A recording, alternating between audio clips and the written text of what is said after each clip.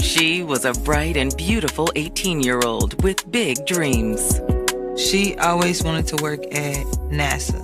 She was very smart in school. She was the joy and the light of the family. But on a cold winter night, that light is suddenly extinguished. She was lying on the bed, covered in blood. Was it an intentional act or was it an accident? Can you tell us what happened? They don't understand who could have done this to her. The police only have one suspect. People were saying, this is a bad person. Yeah, they were like yelling at each other. For a detective, that's a huge red flag. But does the suspect have a motive? This is your fault. There's so many things that are unsaid and unseen in relationships. I don't care anymore, whatever! They didn't know anything about him. Every time! One day, it just explodes. Can the investigators pick up the pieces and put together a case against her killer? I legit was scared. He was acting insane. Juries are extremely unpredictable. A lot of people don't get justice at all. Police! Freeze!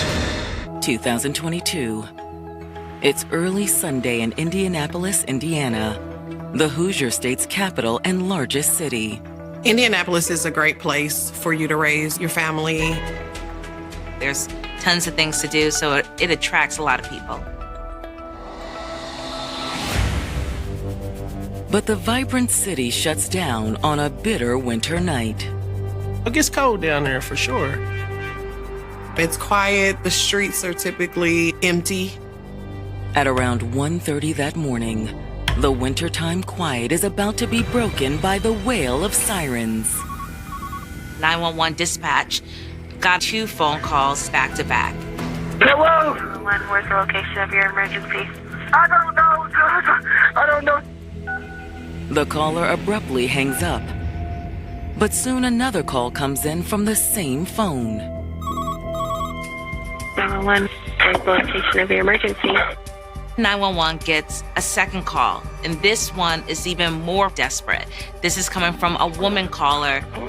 I need help. Where are you? Then that call abruptly ends as well. However, the dispatcher is able to pinpoint where the calls originated. GPS data from the cell phone show that the call was made from an apartment complex on the southeast side of Indianapolis. It's Binging from East Hannah Avenue. He was crying and screaming before he hung up. Okay. I'm gonna send it out. Hollywood Unit 671-666. Police quickly arrive at the apartment complex and begin searching for the 911 callers. They didn't know exactly which apartment it was. They happened to notice that there was a door open. They walk inside the door and they see blood in the living room area. They go further into the apartment and they find a woman. Ma'am, are you okay? She's lying on the bed, covered with a blanket. When they pulled back the blanket that she was covered in, there was a gunshot wound to the arm and to her torso. I've got a gunshot wound in the EMT. Police and paramedics attempt to stabilize the young woman, but she's lost a lot of blood. Can you tell us what happened? I can't. Who did this? She really couldn't tell police too much. All she could say was her name, Daytara.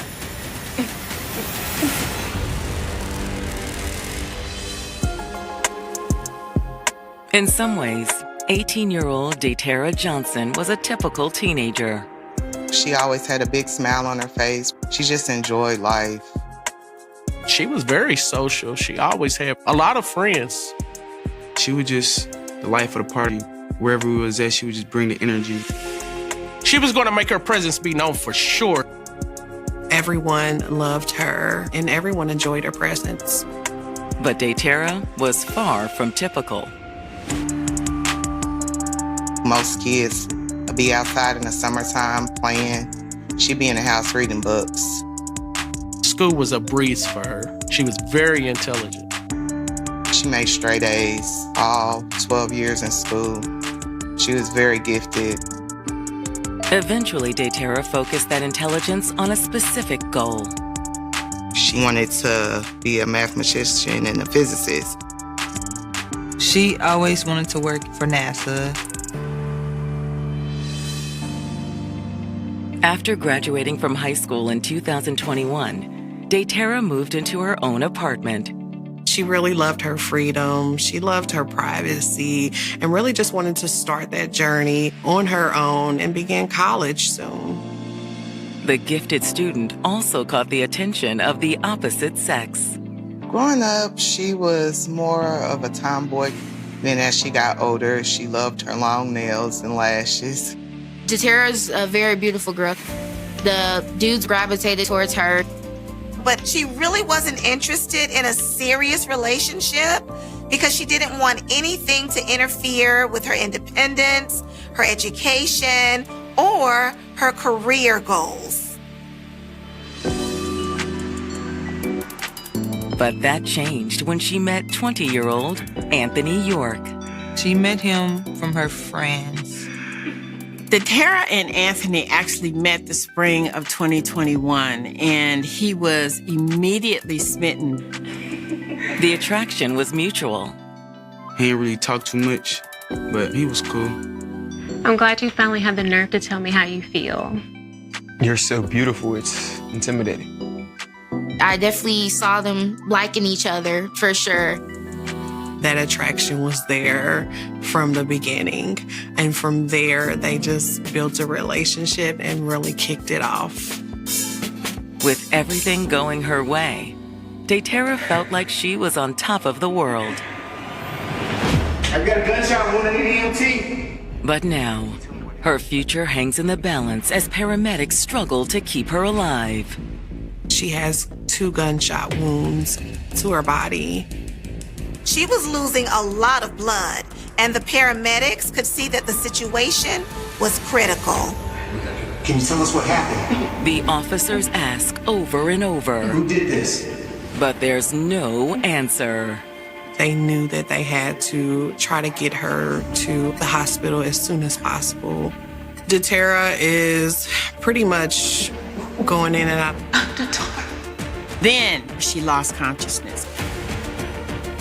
She can't tell them anything else.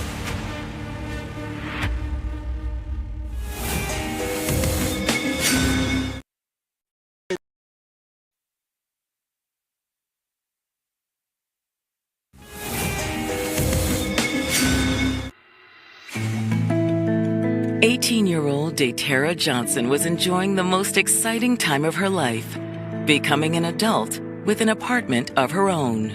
Daytera was an independent young lady, able to get her first apartment at 18. I was proud of her when she got her place. She also had an exciting new relationship. Friends had introduced her to 20-year-old Anthony York, and they had been dating ever since. But now Daytera's life is hanging by a thread. Daytera was found lying on the bed, bleeding from 2 gunshot wounds. Daytera was still alive, but she was unconscious. As Daytera is transported to the hospital, detectives arrive at the scene to begin their investigation. One of the first things that the detectives noticed is that there was forced entry into the apartment. The door had been kicked in. The apartment appears to be in a bit of a disarray, as if there was a struggle. It also appears to be blood in the living room. And a clue to the weapon used by the shooter. Hey, we got a shell casing. Because the shell casing and the blood were in the living room, the detectives determined that the shooting had taken place there. What's not clear to detectives is how Daytera ended up in the bedroom.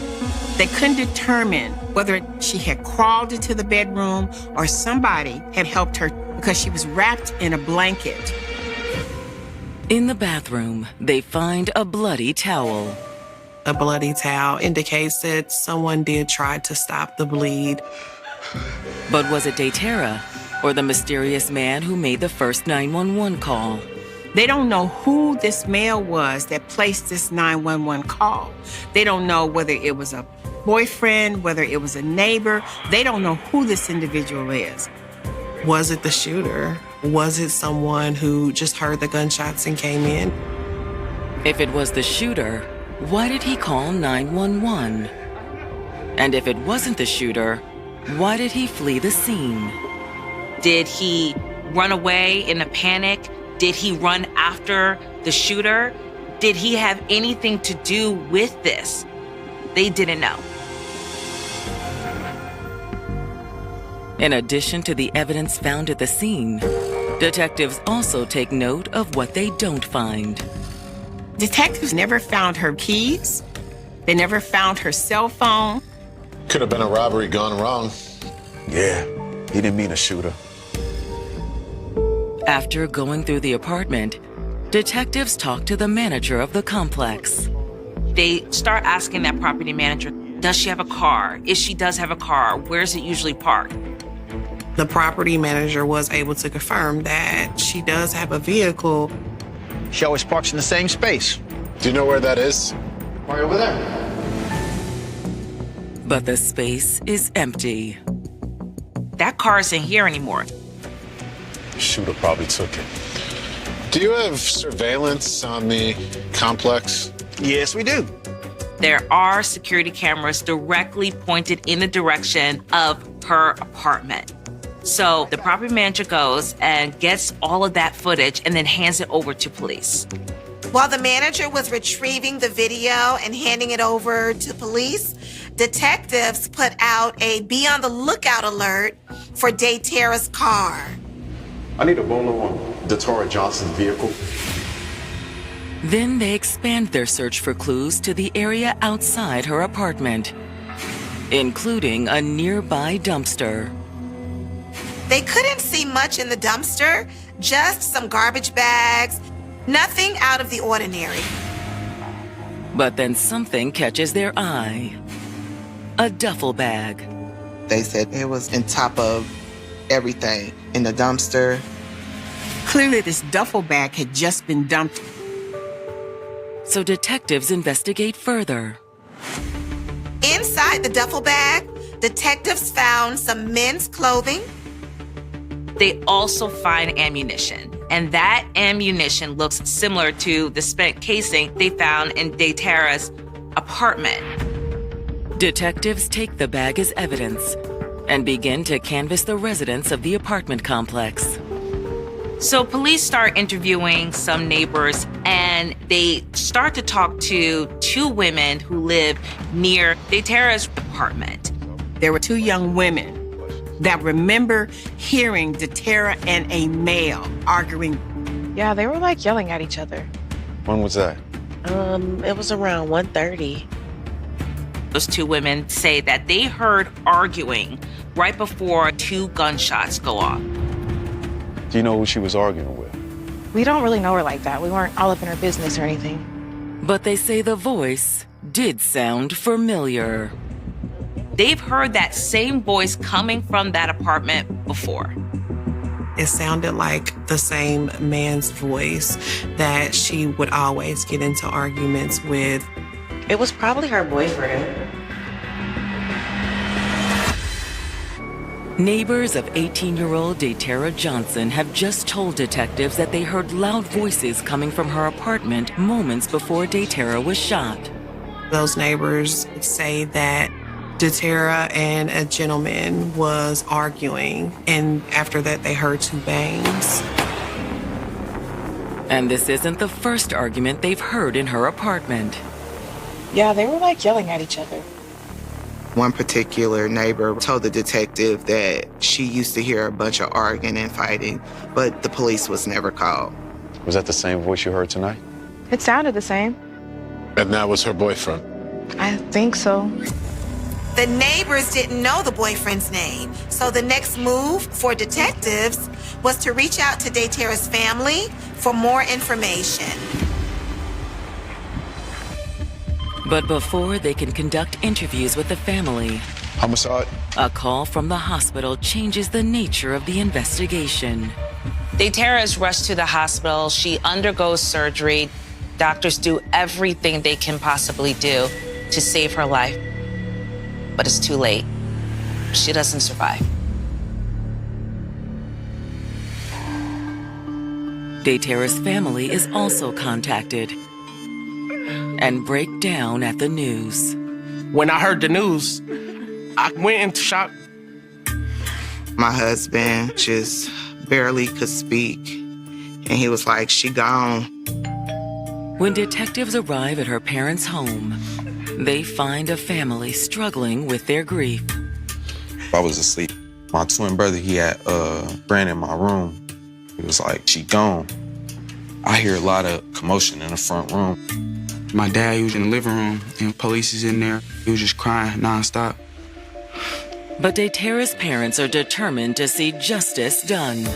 Is it possible we could ask you a few questions to find out who did this? Yeah, of course. Whatever we can do to help. The first thing they tell detectives is that they can't imagine anyone wanting to hurt Daytera.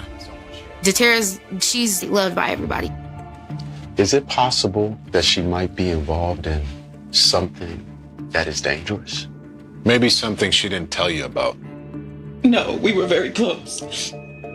Detectives want to know, was Daytera involved in anything, gang activity, drugs? Due to the forced entry, this possibly could be a drug deal gone bad or even some kind of gang retaliation. But Daytera's family is adamant that she wasn't mixed up in anything like that. Is anyone that she had problems with, disagreements with? Her boyfriend, Anthony York. They knew that they fought a lot, but she didn't seem scared. It was just more she was annoyed when they fought. She would just be like, "We argue, or we got in an argument." It's just like how you vent to your sister. When they got in arguments, did it ever turn physical? Honestly, we don't know. Daytera didn't mention Anthony a lot.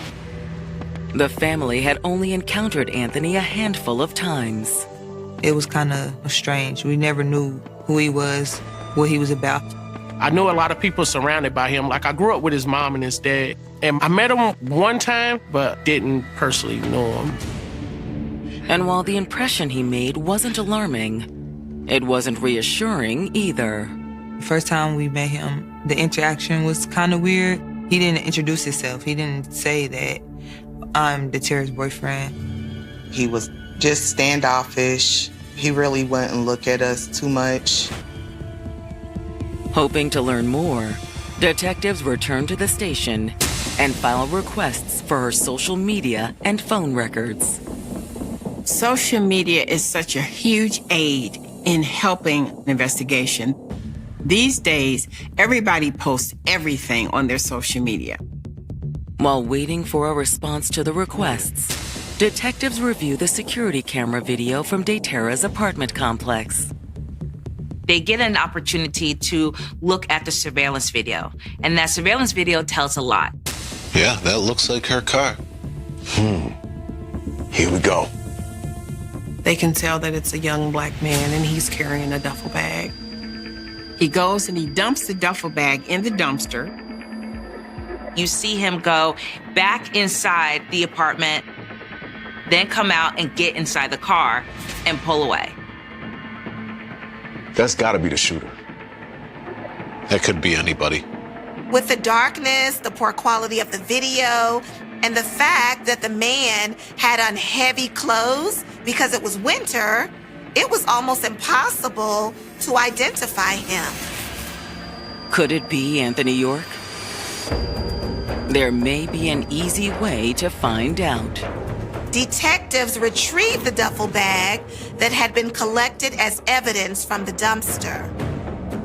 They go through the duffel bag again. And under closer examination, detectives find something. The detectives found a bond warrant. This is huge for the investigation. This is the break they needed. There it is. Anthony York. After finding a bail bond warrant bearing the name of Daytara Johnson's boyfriend, Anthony York, detectives are now convinced he's the person responsible for her death. Here we go. Video from a security camera showed only one person entering and leaving Daytara's apartment, and only Anthony would have a motive to dispose of a duffel bag full of his clothes. But is Anthony York capable of murder? Daytara's family didn't know much about him, so detectives started digging into his background. And what they find is alarming. Auto theft, resisting arrest, and criminal recklessness. And not one, but 2 outstanding warrants. This is a guy that is basically running from the law. Armed with these outstanding warrants, detectives rush to the address on file for Anthony York. A man answers the door. He identifies himself as Anthony's brother, Dominic. He tells the detectives that Anthony isn't there. Do you know where I can find him? I don't know. I don't keep track of him. Dominic states that he didn't have any idea of where he was or when he would return. Do you know what this is about? I heard about that girl that got killed. I know you've been dating her. Do you know where Anthony was last night? Nah, man. I don't know anything about it. Detectives asked Dominic to get in touch with them if he heard from Anthony, but they didn't really have any confidence that he would. When they return to the station, the detectives start reviewing the social media accounts they've been given access to. But Daytara's online presence is more complex than anticipated. Daytara had a social media account that basically anyone could see, but she also had a separate account that was only for her close friends. On that account, she would post things about problems in her relationship, like fighting and Anthony's jealousy.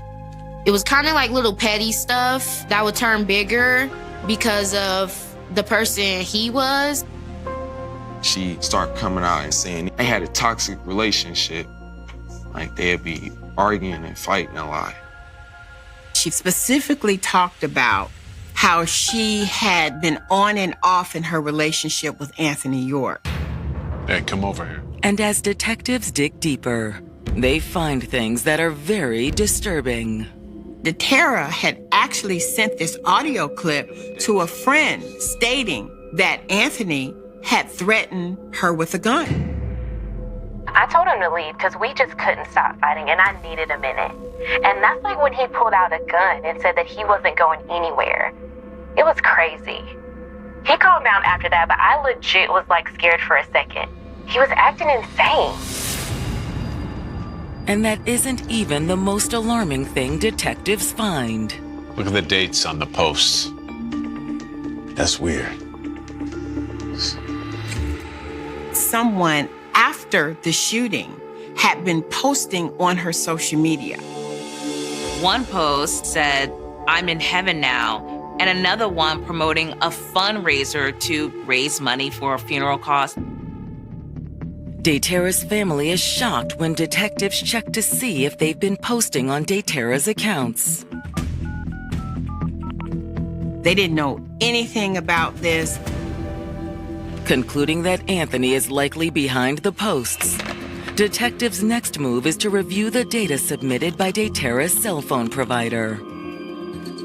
The detectives could see that there were 2 calls made to 911. But there were also phone calls made to another number before those 2 calls were made to 911. The number belongs to Anthony York's mother. Within an 8-minute time period, someone had called Anthony's mother several times. None of the calls were answered. Detectives wondered if Anthony had panicked after shooting Daytera and then tried to call his mother before he fled the scene. Before they can put a trace on the phone, detectives get word that Daytera's car has been found. I was actively on social media posting her car because I'm like, whoever killed her has her car. Soon afterwards, someone contacted Daytera's mother, and sure enough, detectives go and they find Daytera's car parked about 5 miles away from her apartment. Check this out. When detectives search the car, they find a driver's license. But it's not Daytera's. The name on the driver's license was Dominic York. Somehow, the driver's license of Anthony's brother had ended up in Daytera's car. Now the detectives don't know who committed this crime. Did Anthony call his brother for help when he couldn't reach his mother? Oh, call him. Get him down to the station. Well, that's not gonna happen. Dominic is already in custody. They find out that he's actually in jail for unrelated charges. But for the detectives, it's an opportunity. Can you believe it? They say, you know what? Why don't we start to just listen to some of his phone calls that he's making from the jail? It doesn't take long for the strategy to pay off. One call in particular was interesting. Dominic called a woman named Felicia Hurley. Detectives run a background check on this Felicia Hurley and learn that she actually resides in Phoenix, Arizona. So why is Dominic calling her?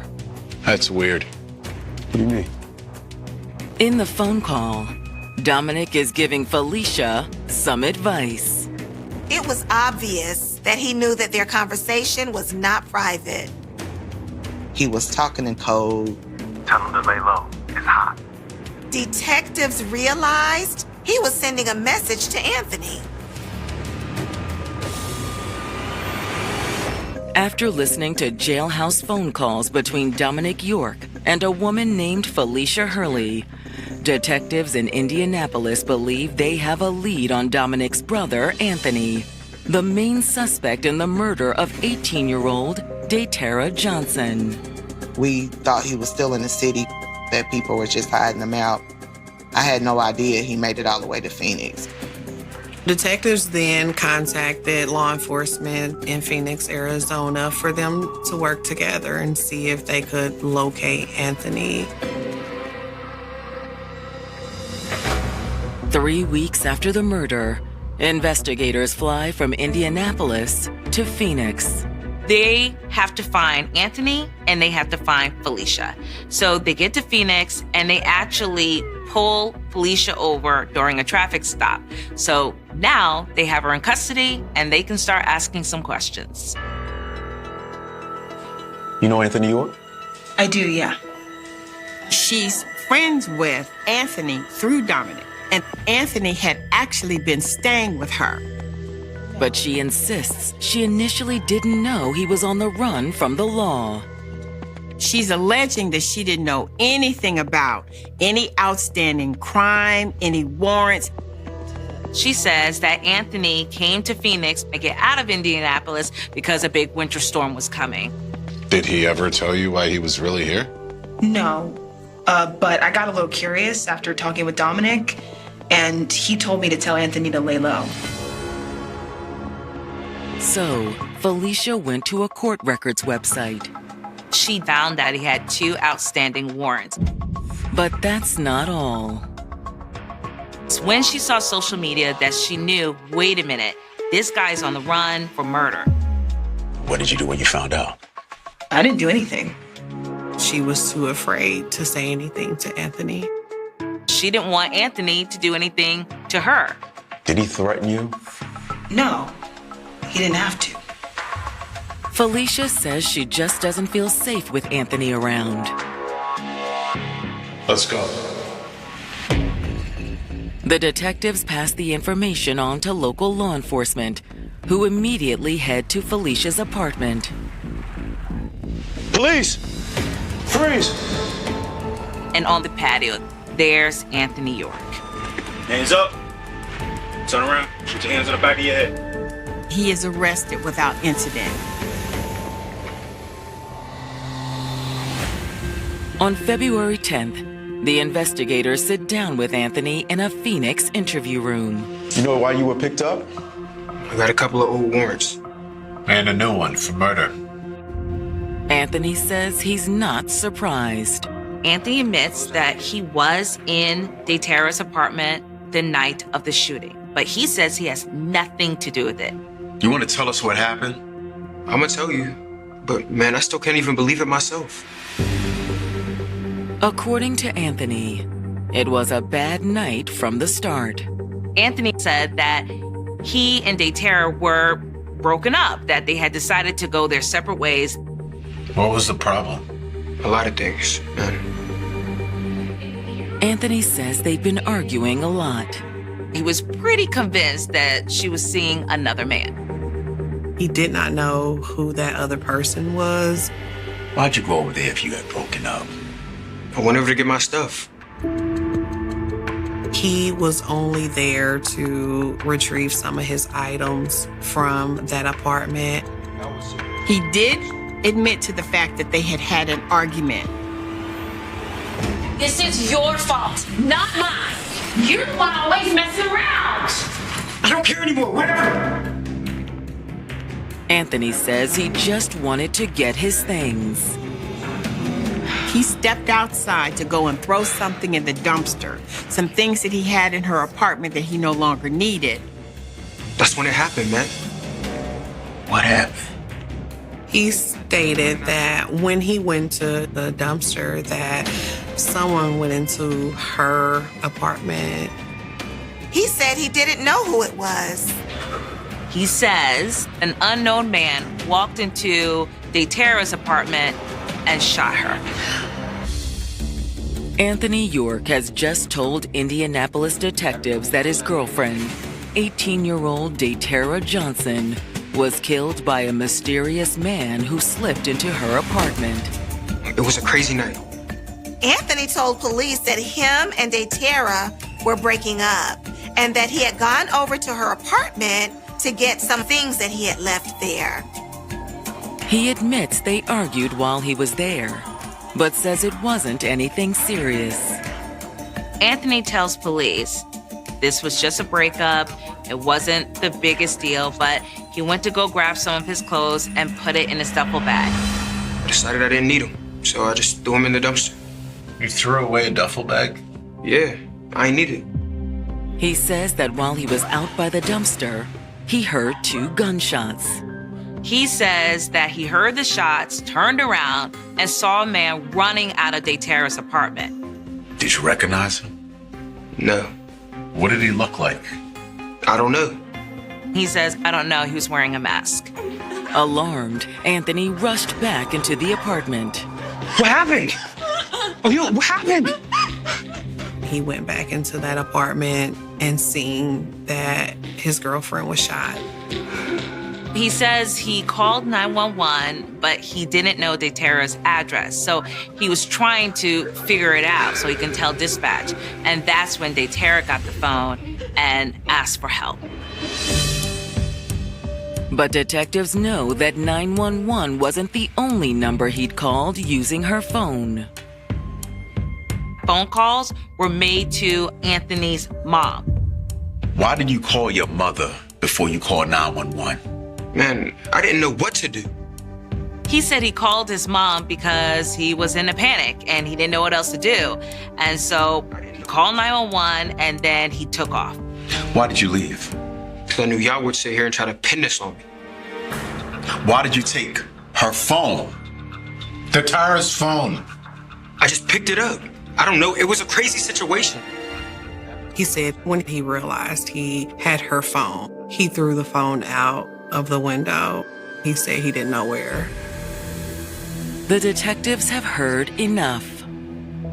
At that point, they let him know that they have video surveillance and there is no one else that could have been there. You want to explain that? I'm done. Give me a lawyer. Cuff him. Let's get him out of here. Get up. They booked him on murder charges and they extradited him back to Indiana. After his charge, it made me feel more at peace of the situation. He got what came to him. With Anthony in custody, police and prosecutors assemble the case that they'll take to trial. There's a lot of circumstantial evidence in this case. And the evidence proved that Anthony was lying about what happened. Nobody was on the videotape in the apartments besides him, so that story was bogus. For trial, the DA's office put together their own story, one they believed they could prove was true. Daytera was a young woman. She's living on her own for the first time. She doesn't really know how to get out of this relationship with this guy. On January 16th, the tension in the relationship boiled over. The prosecutors suspect that Anthony got upset over something. Daytera had posted on her social media accusing him of cheating. You don't put my name out there! If you're afraid of getting called out, don't do what you did. Prosecutors believe that Daytera and Anthony got into this big blowout argument. At some point, Daytera locked Anthony out of the apartment. Get out! Let me in! Open the door! But a locked door couldn't stop Anthony. Anthony forced his way back inside the apartment. You don't shut me out! Stay away from me. Anthony. Whether he meant to shoot her or not, they still don't know. And they actually do believe that at first he tried to help her. You're okay, you're okay? There was some panic in him. Anthony called his mother first because he really did not want to call 911. But when he couldn't get his mother, he made the call.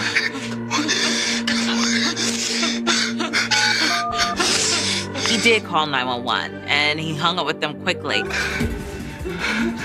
Then he started getting rid of evidence that he'd been there.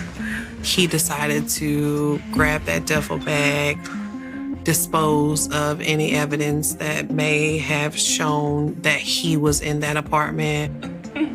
While he was doing that, Daytera managed to pick up her phone.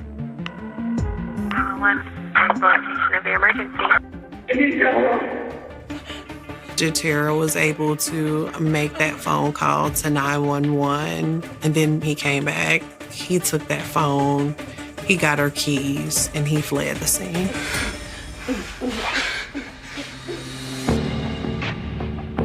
Looking ahead to the trial, the prosecutor is confident, and Anthony York isn't. Anthony knew that if this case went to trial, chances are that he would be convicted of murder. So he takes a plea deal and he pleads guilty to voluntary manslaughter. Prosecutors know that it's better to offer a plea deal and know that the person is going to receive some time than take your chances with a jury.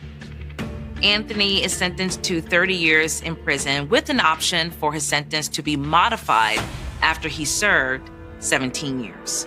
To Daytera's friends, the sentence isn't nearly enough. It makes my skin crawl, honestly. You took someone's life, someone who you were supposed to love. And it means Daytera's family will never know the full truth. We didn't get any explanation on what happened because he signed a plea deal. So we didn't go to trial and he didn't explain. And they will never forget what they lost on that cold winter night. Daytera, I'm still thinking about you every day. She had a beautiful soul. She loved everybody. She was beautiful, a beautiful person. She was definitely a sweetheart, but she was a big sister at heart. She never let nobody play with us. I always respect that. I miss my daughter. I wish that these young people would go seek help. Don't put your family in the situation that we're in, because we'll never be the same. October 12th, 1995. A bone-chilling, rain-slicked Thursday night in the quiet, tree-lined suburb of Oak Ridge, Ohio. The kind of town where nobody locks their front doors, where neighbors share lawnmowers, and where violent crime is something that only happens on the midnight news in far-off metropolis cities.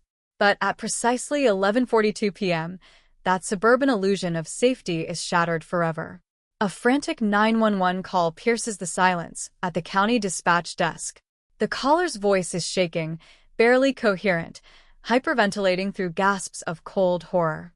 On the living room floor of a modest two-story brick home on Elmwood Avenue, 22-year-old college senior Clara Miller lies motionless in a pool of darkening crimson.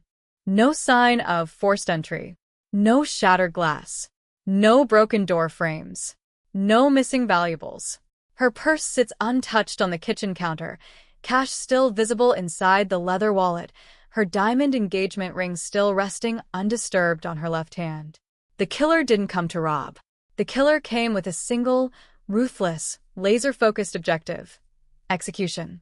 When first responders slide to a halt in the driveway, blue and red strobe lights flashing against the wet asphalt, the air inside the house is heavy with a metallic tang of fresh blood and the sickening stillness of sudden, unnatural death. Clara had been struck from behind, a single, devastating blow to the back of the skull with a heavy, blunt instrument, followed by 3 precise, methodical knife wounds to the chest. It wasn't a chaotic, messy struggle. It was quick. It was quiet. It was terrifyingly efficient. By 3 o'clock in the morning, yellow police tape wraps around the perimeter of the Elmwood house, fluttering violently in the damp autumn wind. Detectives fan out across the lawn, flashlights cutting through the thick fog, searching for footprints, tire tracks, discarded weapons, anything that might point to the monster who vanished into the night. But the damp soil yields nothing. The rain has washed away potential shoe prints. The killer left no fingerprints on the door handles, no foreign fibers under Clara's fingernails, no drops of blood that didn't belong to the victim. It is a ghost scene, clean, cold, and calculated.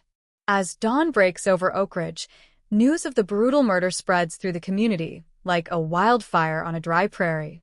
Headlines in the local morning paper scream in bold black ink: "Horror on Elmwood Avenue. College student murdered in her own home." Shockwaves ripple through the local university campus, where Clara was just months away from graduating with honors. Fear grips every household. Doors are deadbolt for the first time in memory. Porch lights are left burning past sunrise. Whispers turn to wild rumors, and wild rumors turn to outright panic. Who target Clara Miller? A sweet, quiet, beloved tutor with no known enemies, no debt, no secret double life, and no bad habits? At the center of the mounting media storm stands 2 figures overwhelmed by grief. Clara's fiancé, David, who was miles away working a night shift at an auto assembly plant, an alibi verified by punch cards, security cameras, and 3 coworkers, and Clara's absolute best friend since 3rd grade, Sarah Vance. Sarah is inconsolable. On the morning after the murder, television news cameras capture her on the front lawn of the victim's house, sobbing hysterically into the shoulders of weeping relatives. She talks to reporters through thick tears, her voice raspy from crying. She vows to stand by Clara's family. She promises to push the police until the monster who did this is put behind bars forever.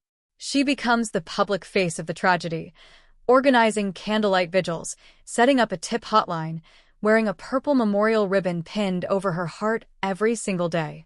Detectives dive headfirst into the investigation, pulling hundreds of hours of overtime, chasing down over 300 individual leads across 3 states. They interview ex-boyfriends, neighbors, delivery drivers, strangers seen walking near Elmwood Avenue, and local sex offenders. Every lead turns into a dead end. Every suspect has an airtight alibi. Every forensic test comes back inconclusive. The blunt force weapon is never found. The knife is never recovered. Weeks bleed into agonizing months. The media circus slowly moves on to the next national tragedy. The bright yellow police tape fades under the harsh winter sun, turns brittle, and eventually snaps, blowing away down the deserted street. The tips stop coming in. The task force shrinks from 12 dedicated investigators down to 2, then down to one tired detective working off the corner of a crowded desk. By the late 90s, the murder of Clara Miller is officially reclassified. It becomes a permanent ghost in the file cabinets of the Oak Ridge Police Department, a cold case. A haunting cold case that leaves an innocent young woman's family broken, a community permanently scarred, and a killer walking freely among them, breathing the same air, attending the same local grocery stores, hiding behind the ultimate camouflage of suburban normalcy. For 32 years, 25,344 days, the murder of Clara Miller remains an unsolved enigma. A frozen moment of violence in 1995 that time almost managed to erase. Until today. Today, a bombshell announcement from the state attorney general's office lands like a thunderbolt, sending shockwaves through the entire state of Ohio. A cold case breakthrough that nobody saw coming. A piece of microscopic evidence, locked away in a sealed glass vial in an underground evidence locker for over 3 decades, has finally spoken. Modern forensic genealogy, the revolutionary science that links microscopic DNA traces to vast, public family trees, has cracked the unbreakable vault. And the identity of the person handcuffed, read their Miranda rights, and taken into custody in front of horrified onlookers earlier this morning isn't a mysterious transient, a predatory stranger, or a long-lost stalker. It is the victim's best friend, Sarah Vance. The very woman who held Clara's mother at the funeral. The very woman who stood before TV cameras demanding justice. The very woman who wore the purple memorial ribbon on her lapel for 32 years is pulled from her pristine, manicured suburban home in broad daylight, her hands bound behind her back in cold steel, charged with first-degree premeditated murder. How did a 32-year-old cold case unravel in 48 hours? What dark, twisted secret was hidden behind a lifelong friendship? And how did a killer manage to wear the mask of a grieving best friend for more than 3 decades without slipping up once? To understand the terrifying truth behind today's arrest, we have to travel back to the very beginning, back to the rain-soaked pavement of October 1995, back to the hidden jealousies, the unspoken betrayals, and the microscopic speck of physical evidence that the killer thought was gone forever. The golden light of high summer in July 2027 poured down over the rooftops of Mansfield, washing the streets in a radiant, unblemished warmth that felt symbolic of the town's profound psychological renewal. On Elm Tree Lane, the open patch of emerald green grass where number 412 had once stood was now dotted with wild clover and patches of morning glories, blending seamlessly into the neighborhood as nature gently reclaimed the ground. The heavy machinery, the police tape, and the relentless hum of media trucks were entirely gone, replaced by the tranquil sounds of neighborhood life. Lawnmowers humming in the distance, bicycle chains rattling as children raced down the pavement, and the steady, reassuring rhythm of families living openly, without the dark, unspoken weight that had suffocated their community for a generation. Inside the headquarters of the Richland County Police Division, Chief Evelyn Carter sat at her desk, organizing the final administrative binders that would permanently close the active case files of the Elm Tree Lane investigation. Across from her, Special Agent Thomas Vance was reviewing the latest quarterly statistics from the Interstate Cold Case Clearinghouse.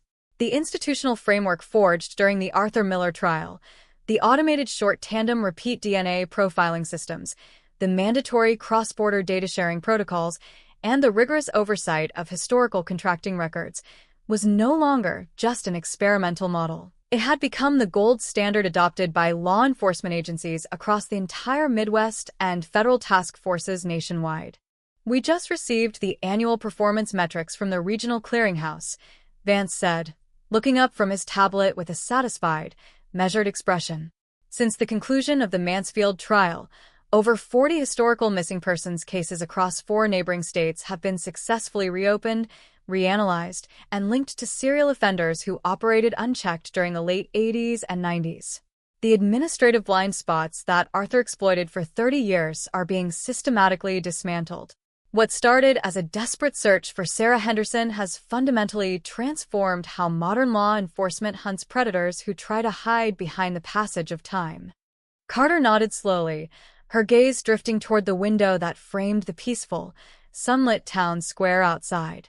Arthur believed he was operating on a higher plane of intelligence, Thomas, she said softly, her voice carrying the quiet, resonant authority of a battle-hard one. He thought he could engineer a subterranean empire of concealment and outsmart human history with concrete and silence. But he forgot the most fundamental truth of human resilience, that memory does not die simply because a file gathers dust, and science will always catch up to those who try to outrun their own darkness. We couldn't bring Sarah back, and we couldn't erase the decades of agony her family endured, but we made sure that her name became a beacon that permanently illuminated the shadows. The enduring legacy of that illumination was enshrined just a few blocks away at the Public Park Memorial. There, beneath the shade of towering maples, the polished granite monument bearing the names of Sarah Henderson and the other historical victims stood as a permanent testament to truth and accountability. Throughout the warm July afternoons, local residents, visiting families, and young detectives from regional academies frequently stopped by to leave fresh flowers, read the inscriptions, and reflect upon the lessons of the past. The memorial was never a place of morbid fascination.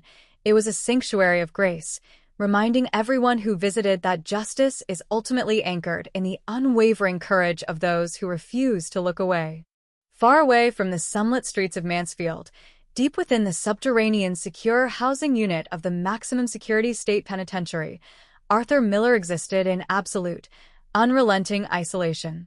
The 12-by-8-foot segregation cell was bathed in the harsh, sterile glare of a recessed fluorescent ceiling fixture that hummed with a monotonous, maddening frequency. The precise drafting tools, the expansive architectural blueprints, and the complex mental calculations that had once sustained his profound intellectual arrogance were entirely gone, stripped away by the unalterable permanence of consecutive life sentences without the possibility of parole. Arthur sat on the edge of his steel-framed bunk, his orange correctional jumpsuit hanging loosely over his frame, his pale blue eyes fixed unblinkingly on the solid concrete wall opposite his door. He received no letters, refused all requests for media interviews, and lived completely cut off from the outside world he had once manipulated with such cold precision. The architect who fancied himself a master of concealment and control had been utterly erased by the very system of justice he had mocked, reduced to a nameless, forgotten inmate spending his remaining years in total, inescapable silence. The elaborate subterranean vaults he had engineered to outlast time had become his philosophical tomb, a fitting, inescapable end for a predator who had built his entire existence on a foundation of lies. Back in Mansfield, the summer evening began to cool as a gentle breeze swept down Elm Tree Lane, rustling the leaves of the mature oak trees that canopied the street. The street lamps flickered on one by one in steady, automated sequence, casting warm pools of amber light across the clean sidewalks and welcoming front porches where neighbors sat together, talking quietly as the stars emerged in the vast, open sky above. The quarter-century nightmare that had held the community in its icy grip was fully, irrevocably resolved. The vaults were sealed, the verdicts were absolute, and the dark chapter was permanently closed. The shadow had lifted, leaving behind a community bathed in the unyielding, permanent light of truth, justice, and enduring peace. The morning after Sarah Vance's sensational arrest sent shockwaves rolling through Oak Ridge, the quiet suburban streets felt surreal, suspended in a collective state of disbelief. For 32 long years, Sarah was the untarnished symbol of grief, the devoted best friend who stood shoulder to shoulder with Clara Miller's family through every memorial service, every anniversary, every failed lead. Neighbors who had lived next door to Sarah for decades stood on their manicured lawns, watching the news crews swarm her driveway, completely paralyzed by the horrifying realization that the killer they had feared for more than 3 decades hadn't been a monster lurking in the dark woods. She was living among them, pouring coffee at neighborhood block parties, volunteering at local charity drives, and talking openly about the cold case that she herself had engineered. Inside the Oak Ridge Police Department, the Cold Case Investigation Unit, now headed by Senior Detective Marcus Vance and Forensic Specialist Dr. Eris Thorne, was operating at a fever pitch. In the center of the main briefing room, a massive glass whiteboard was covered in timeline charts, crime scene photographs from October 1995, and brand new genetic mapping diagrams provided by the State Crime Lab. The breakthrough that shattered 32 years of silence hadn't come from a sudden confession or a deathbed revelation. It came from an imperceptible piece of physical evidence that had been meticulously preserved inside the county's cold case evidence locker. A single strand of nylon fiber mixed with a microscopic skin cell deposit recovered from the fabric underneath Clara's left fingernail during her original 1995 autopsy. In 1995, DNA testing technology required substantial blood or tissue samples to generate a usable genetic profile. Microscopic cellular deposits, what modern forensic science classifies as touch DNA, were impossible to analyze. For 32 years, that tiny glass slide sat tucked away in a temperature-controlled vault, forgotten by the public, but preserved by protocol. When Detective Marcus Vance reopened the file as part of a state-funded cold case initiative, the slide was submitted for advanced single-nucleotide polymorphism, SNP, microarray testing, the cutting-edge technique used in forensic genetic genealogy. Within 6 weeks, the lab extracted a complete autosomal DNA profile. That profile was uploaded into public genetic databases, cross-referencing millions of family trees. The results didn't lead directly to Sarah Vance. They led to a distant third cousin in Oregon. From there, forensic genealogists worked backward through birth records, marriage certificates, and local property registries, building a massive multi-generational family tree that converged on one specific individual who lived in Oak Ridge, Ohio in October 1995, Sarah Vance. When investigators obtained a secret surveillance warrant, an undercover detective followed Sarah to a local coffee shop, recovering a discarded paper cup she threw into a public recycling bin. Within 48 hours, the State Crime Laboratory confirmed a 99.999% genetic match between the touch DNA recovered from under Clara Miller's fingernail 32 years ago and the saliva on Sarah's disposable cup. The microscopic ghost had finally spoken. As news of the genetic match spread through the precinct, detectives immediately turned their focus to dissecting the timeline of October 12, 1995. In the initial investigation, Sarah's alibi had seemed ironclad.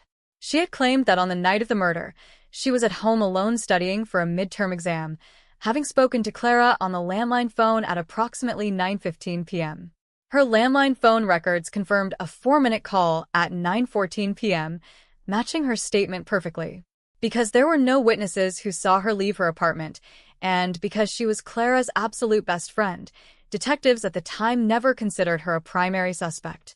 She was interviewed as a witness, offered her condolences, and was allowed to step into the role of the grieving survivor.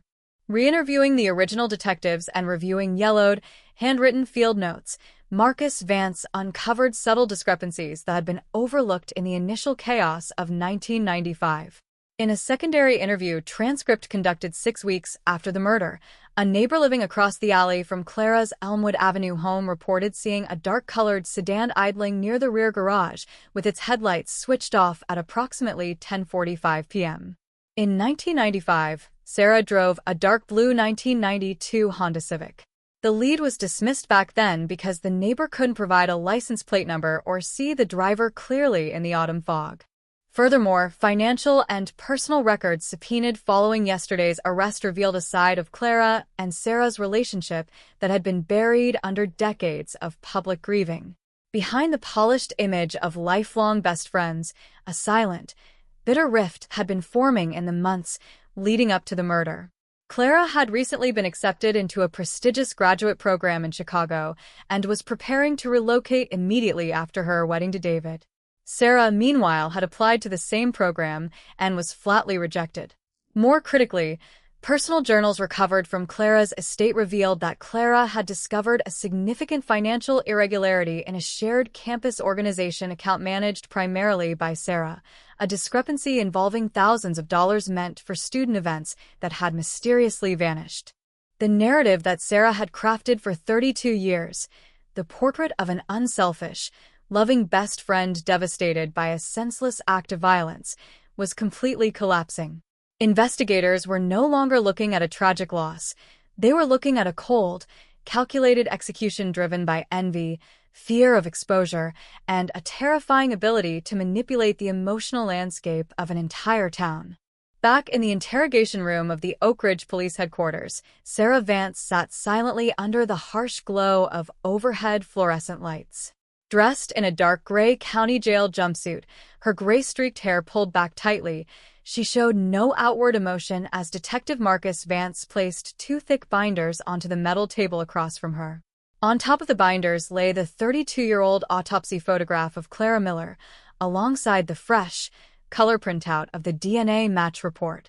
32 years, Sarah, Marcus Vance said quietly, his voice steady, rhythmic, and cut with cold precision. 32 years of standing on lawn after lawn, lighting candles, speaking to news cameras, comforting Clara's mother, pretending to search for a ghost. You thought the rain on Elmwood Avenue washed everything away. You thought time was your shield. But science doesn't forget, Sarah. A single microscopic cell from under Clara's nail kept your name written in blood until technology caught up to you. Sarah Vance looked at the photograph, her expression unreadable, her jaw clenching slightly as the ambient noise of the precinct hummed outside the soundproof glass. The mask of suburban innocence she had worn for more than half her life was slipping, revealing the cold, unyielding silence of a killer who realized that the 32-year-old lie had finally come to an end.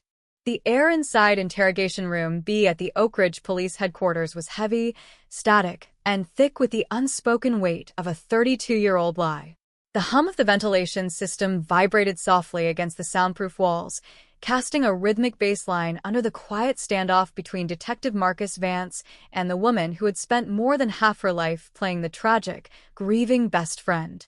Sarah Vance sat rigid in her metal chair, her hands cuffed in front of her gray jumpsuit, her pale blue eyes fixed not on the detective, but on the black and white crime scene photograph resting between them on the table, the image of Clara Miller lying on the hardwood floor of her Elmwood Avenue living room on October 12, 1995. You knew the carpet was soaked in blood before the first officer even stepped through the front door, didn't you, Sarah? Detective Vance asked, leaning forward, resting his forearms on the cold steel desk. His voice was measured, low, and devoid of theatrical rage, carrying the weight of unshakable forensic certainty. You sat on her mother's porch the next morning. You let her hold your hand. You cried on live local news, screaming for the police to find the monster who did this. But you were the monster. You walked into that house with a heavy tire iron hidden inside your coat, and you walked out leaving your best friend to bleed out in the dark. Sarah's fingers twitched against the metal table, the links of her hand restraints clicking softly against the polished surface. For 32 years, she had relied on her sharp intellect, her flawless suburban reputation, and her complete emotional control to navigate every interaction regarding Clara's murder. She had given interviews to regional podcasts. She had attended annual memorial walks.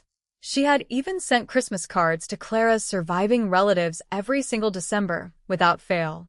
She had constructed a bulletproof psychological armor built entirely on active, aggressive grieving.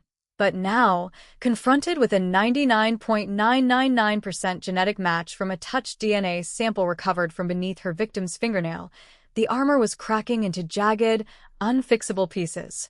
You don't understand how it was back then, Sarah whispered, her voice raspy, barely carrying across the small table. It was the first time she had spoken since being booked into the county facility 4 hours earlier. The tone was not one of tearful remorse, but a cold, calculating shift in strategy, a subtle pivot from total denial to self-preservation. Everyone looked at Clara like she was a saint. Perfect grades, perfect family, perfect fiancé, perfect future. They never saw what was beneath the surface. They never saw how she looked down on everyone else, how she looked down on me.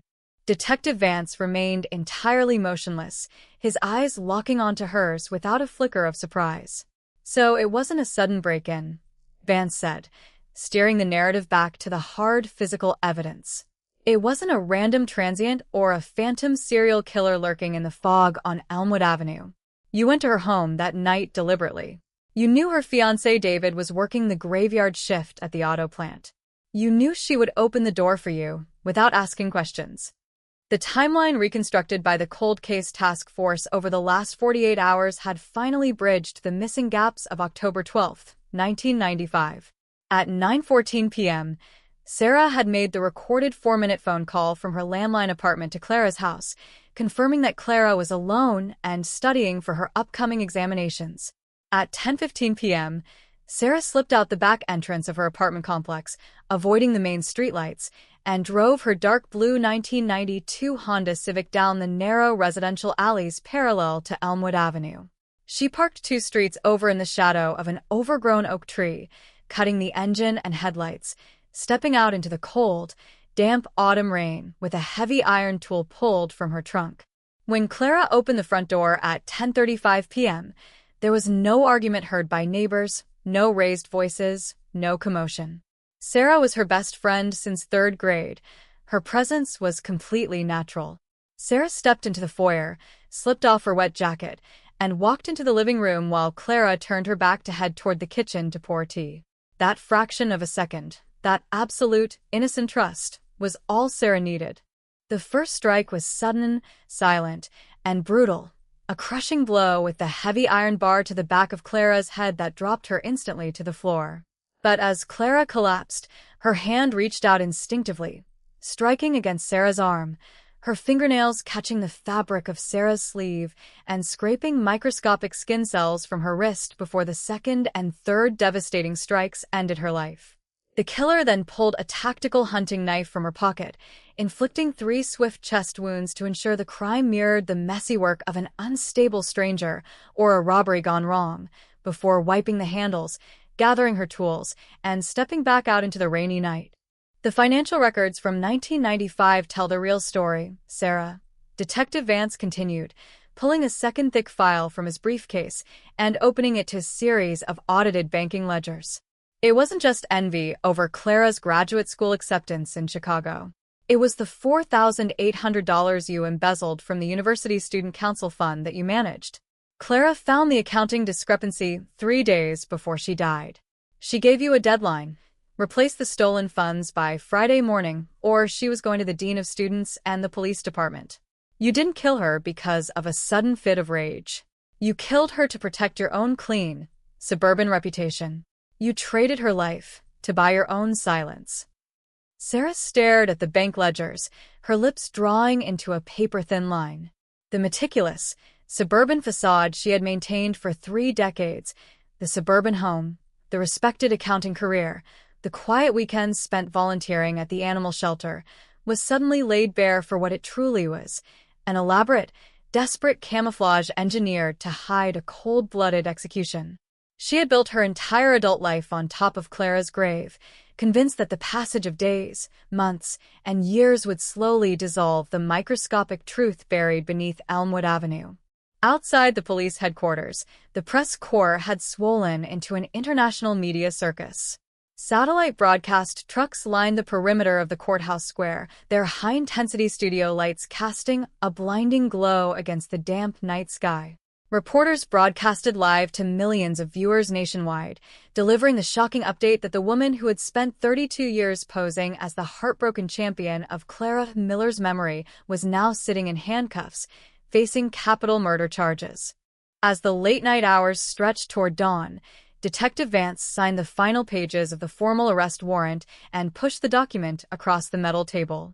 "The rain stopped 32 years ago, Sarah," Vance said softly, standing up and looking down at the woman who had fooled an entire city for a generation. "The story you wrote is over.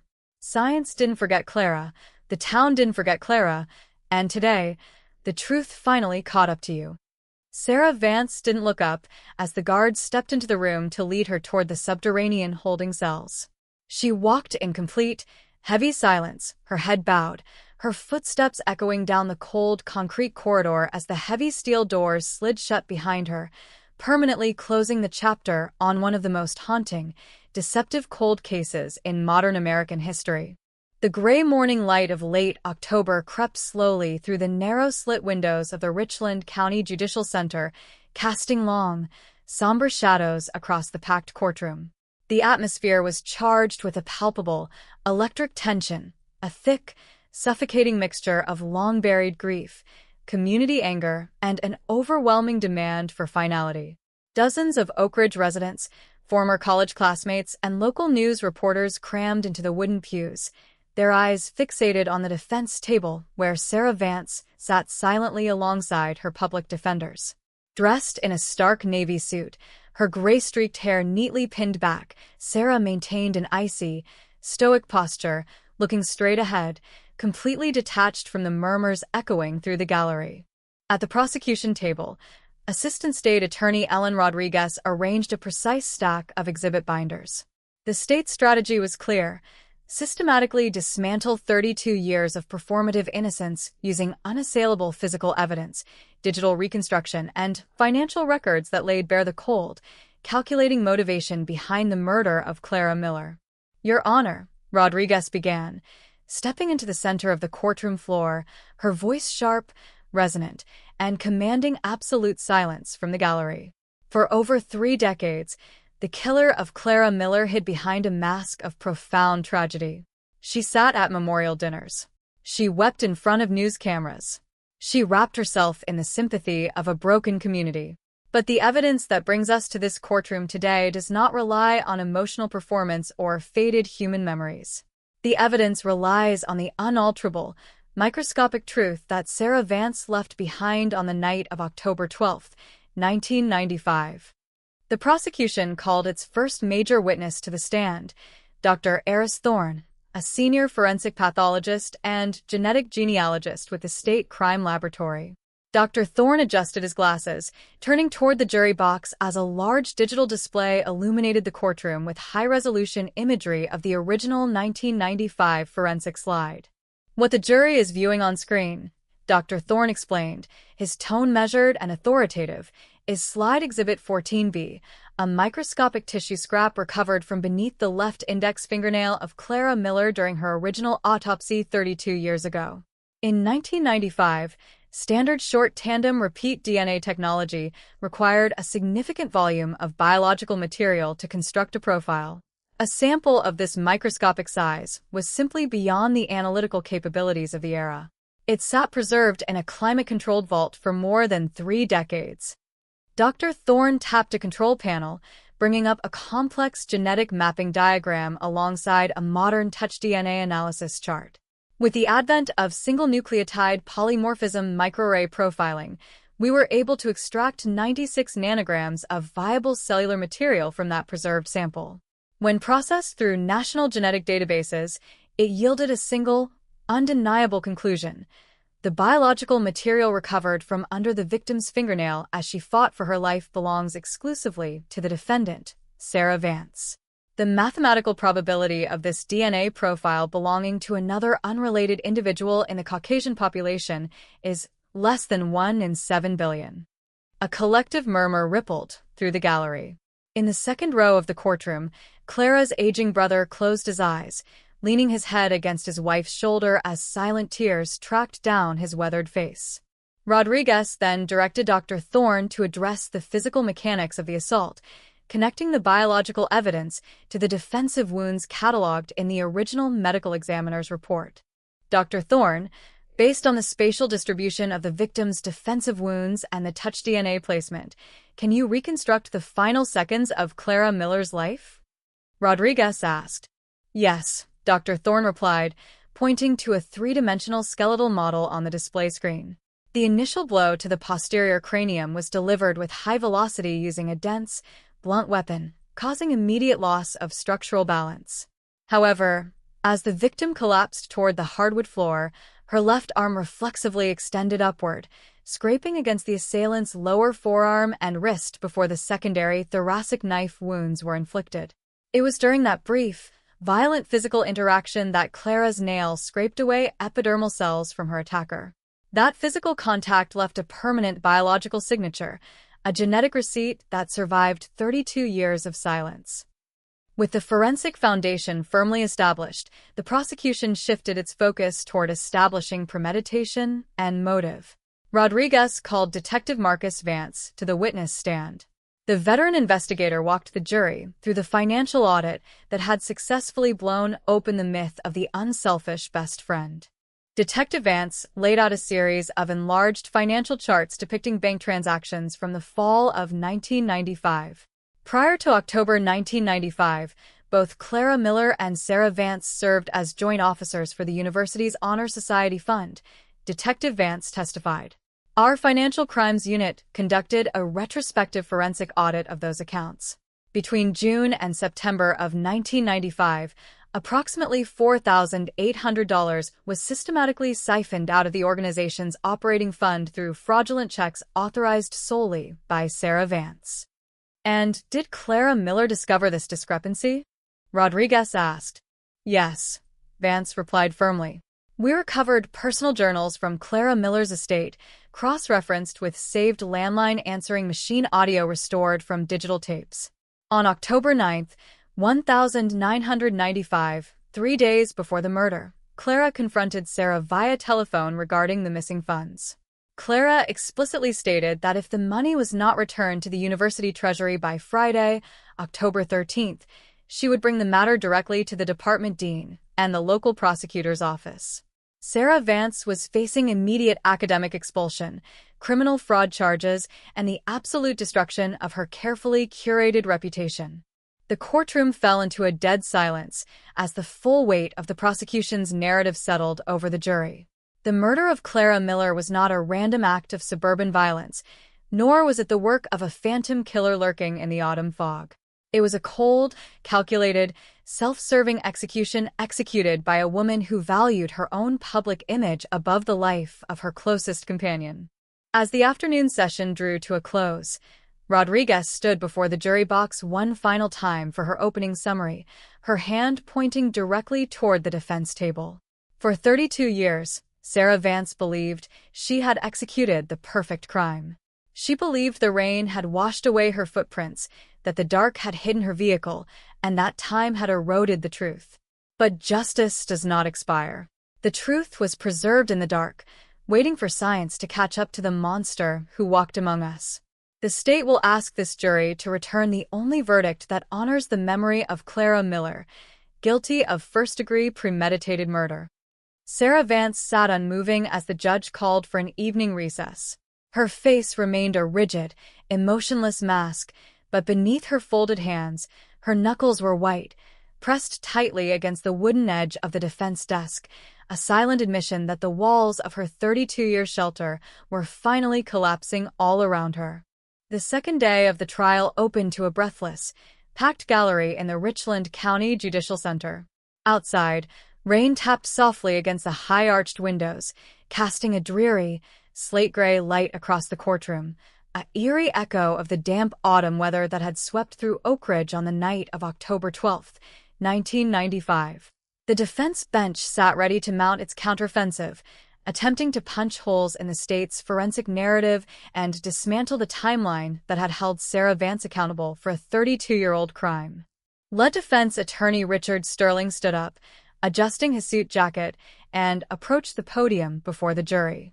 His strategy was built on classic, methodical reasonable doubt, attacking the chain of custody of a 3-decade-old evidence item, questioning potential secondary transfer of touch DNA, and painting Sarah Vance as an innocent victim of a rush to judgment fueled by revolutionary, yet potentially flawed, genetic algorithms. Members of the jury, Sterling began, his voice warm, smooth, and practiced. The prosecution wants you to believe that a microscopic speck of biological material, preserved in a vault for 32 years through multiple technological handoffs, building moves, and evidence audits, provides absolute, unassailable proof of capital murder. They want you to ignore 32 years of a blameless life, 32 years of grieving, and 32 years of total cooperation with law enforcement.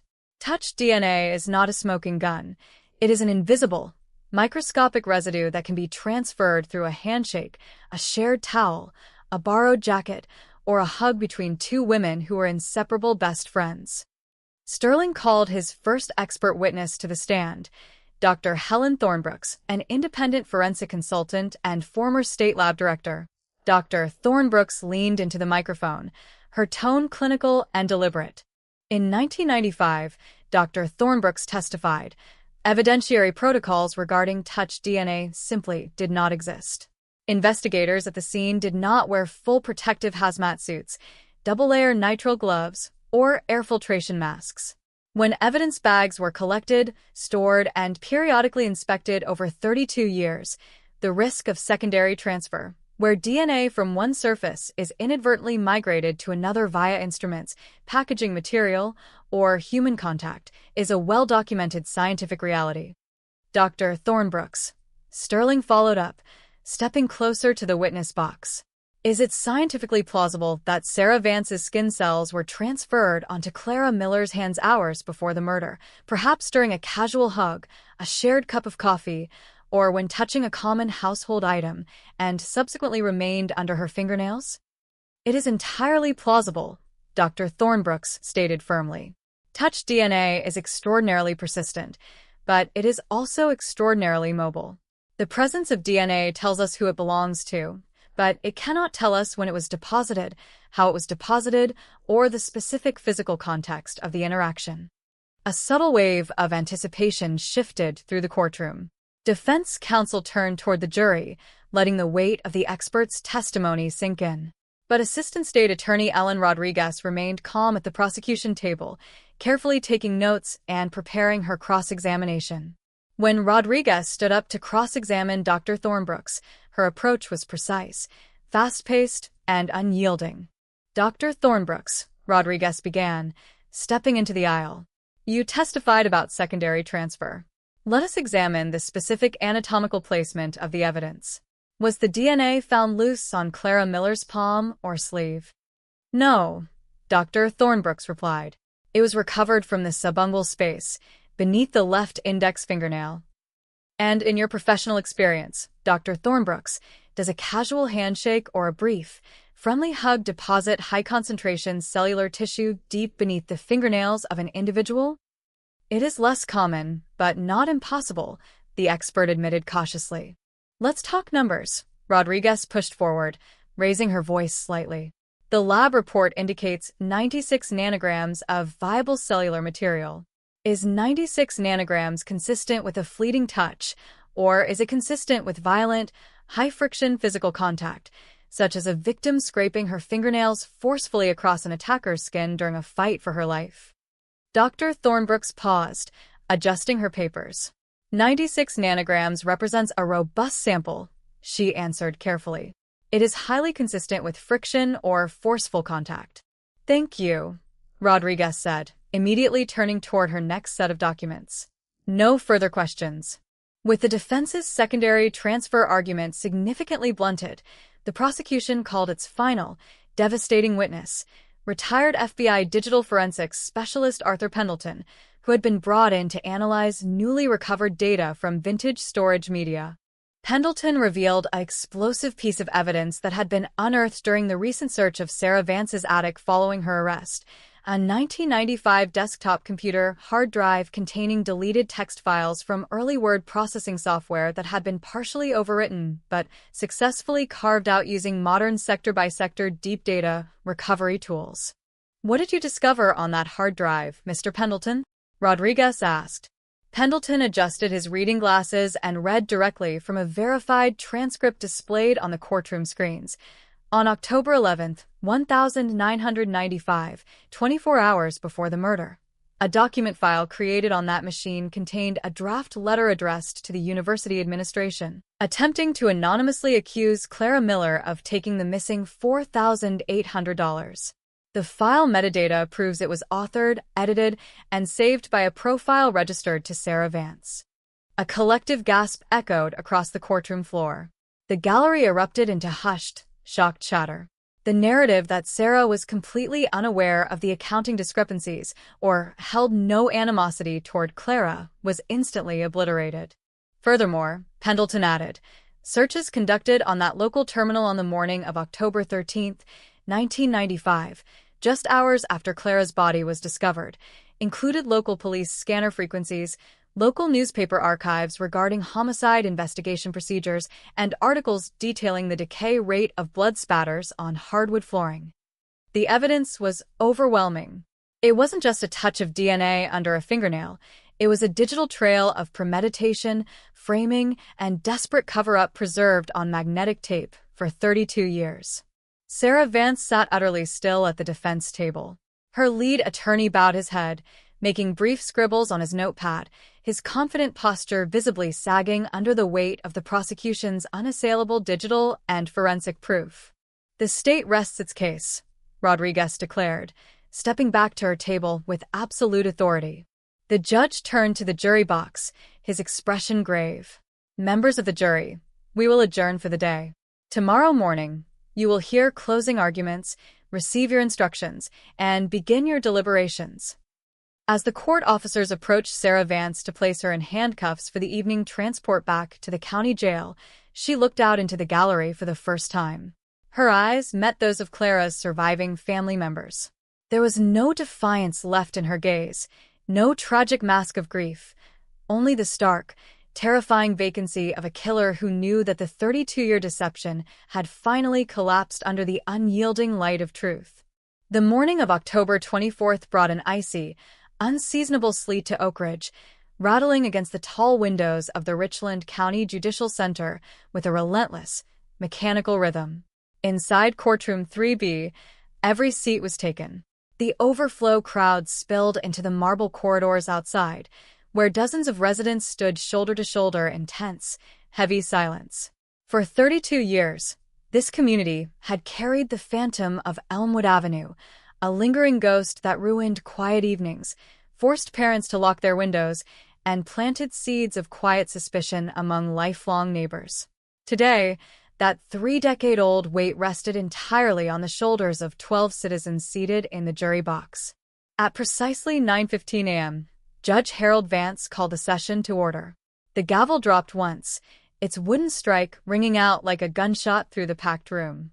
Counsel, closing arguments, Judge Vance instructed, leaning forward over his bench, his stern gaze sweeping across the courtroom. The prosecution may proceed. Assistant State Attorney Ellen Rodriguez stood up smoothly, picking up no notes, no binders, and no props. She walked slowly to the center of the courtroom floor, stopping just 3 feet from the rail of the jury box. She looked each juror directly in the eye, her voice dropping to a low, intense register that demanded total, undivided attention. 32 years ago, on a rain-slicked Thursday night in October, a vibrant, intelligent young woman named Clara Miller was slaughtered on the floor of her own living room, Rodriguez began, her words deliberate and heavy. For 25,344 days, the person who took Clara's life walked among you. She didn't flee to another state. She didn't hide in the shadows of an unfamiliar city. She stayed right here. She ate at your local diners. She shopped at your grocery stores.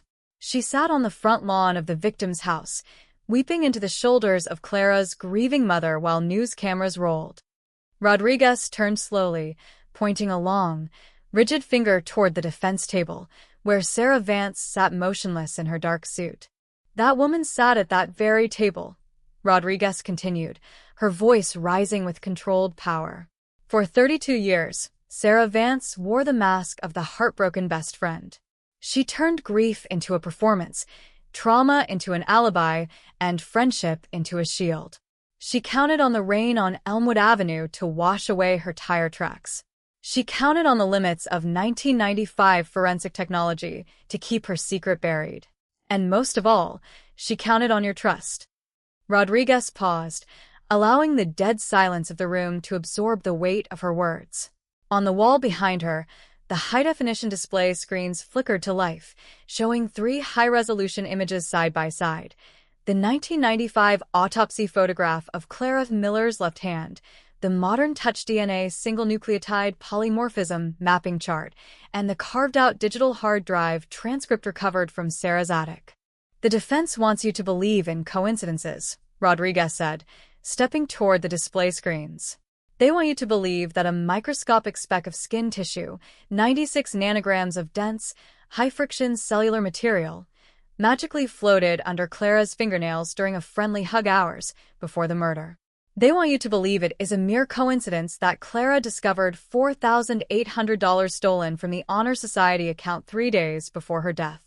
They want you to believe it is a coincidence that 24 hours before the murder, Sarah drafted a letter attempting to frame Clara for that very theft.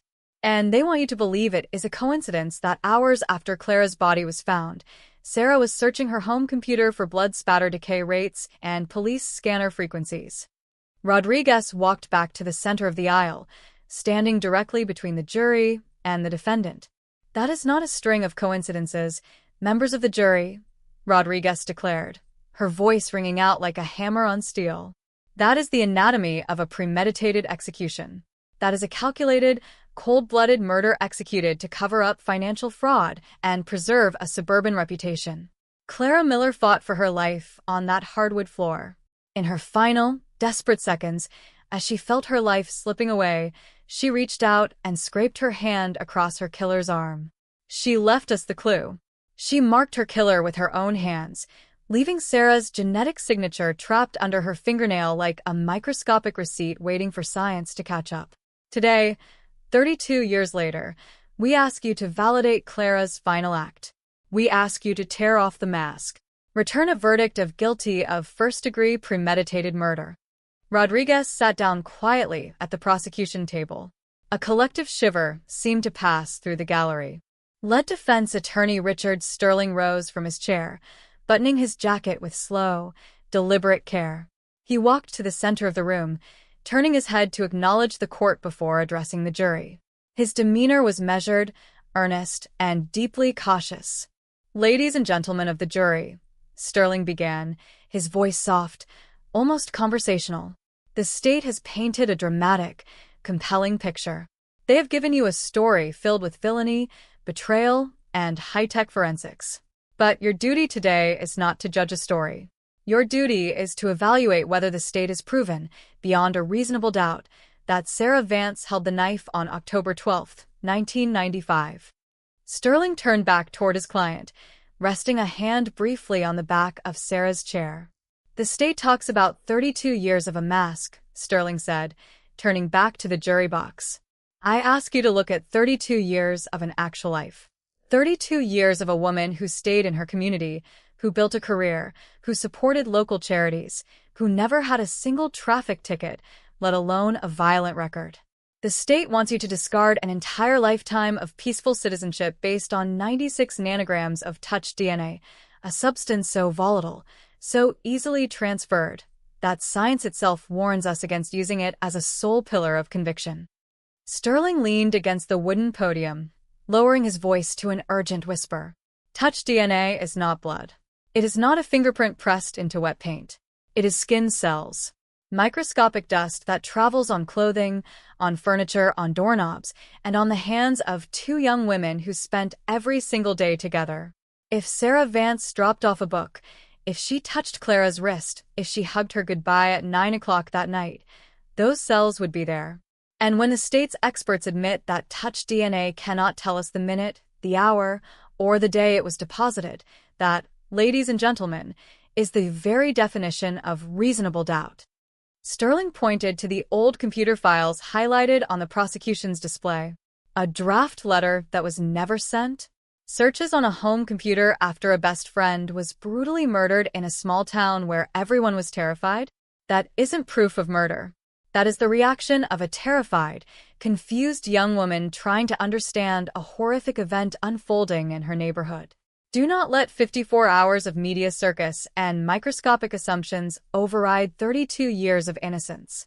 If there is a single shadow of doubt in your minds regarding how that DNA got under Clara's nail, you must acquit. Sterling bowed his head slightly to the panel.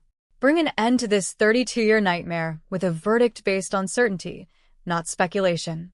return a verdict of not guilty. Judge Vance immediately turned to the panel of 12 jurors. Members of the jury, the arguments are concluded. You will now retire to the deliberation room to consider your verdict.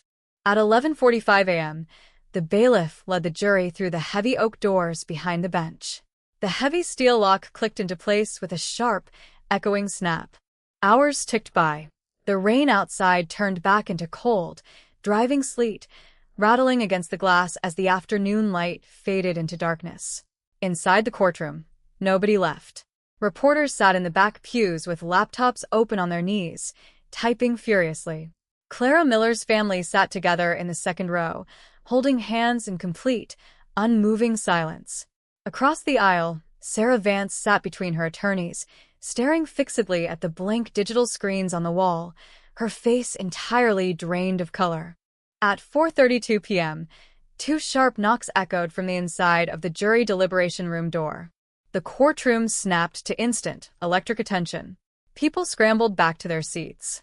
News reporters leaned forward, camera shutters clicking rapidly in the gallery. Judge Vance re-entered from his chambers, taking a seat at the bench as the bailiff ushered the 12 jurors back into their seats in the box. Has the jury reached a verdict? Judge Vance asked, his voice calm and authoritative. The jury foreperson, a middle-aged high school teacher sitting in the front row, stood up, holding a folded slip of white paper in her hand. We have, Your Honor. Hand the verdict form to the bailiff, the judge instructed. The bailiff walked across the room, took the paper, and delivered it to the bench. Judge Vance unfolded the document, reading it silently to himself. For 15 agonizing seconds, the only sound in the courtroom was the hum of the overhead lights and the muffled pounding of hearts. Judge Vance's expression never shifted. He refolded the paper and handed it back to the bailiff to return to the foreperson. Defendant will please stand, Judge Vance ordered. Sarah Vance stood up slowly, smoothing the front of her navy suit jacket. Her hands hung at her sides, completely still, her pale blue eyes locked onto the foreperson.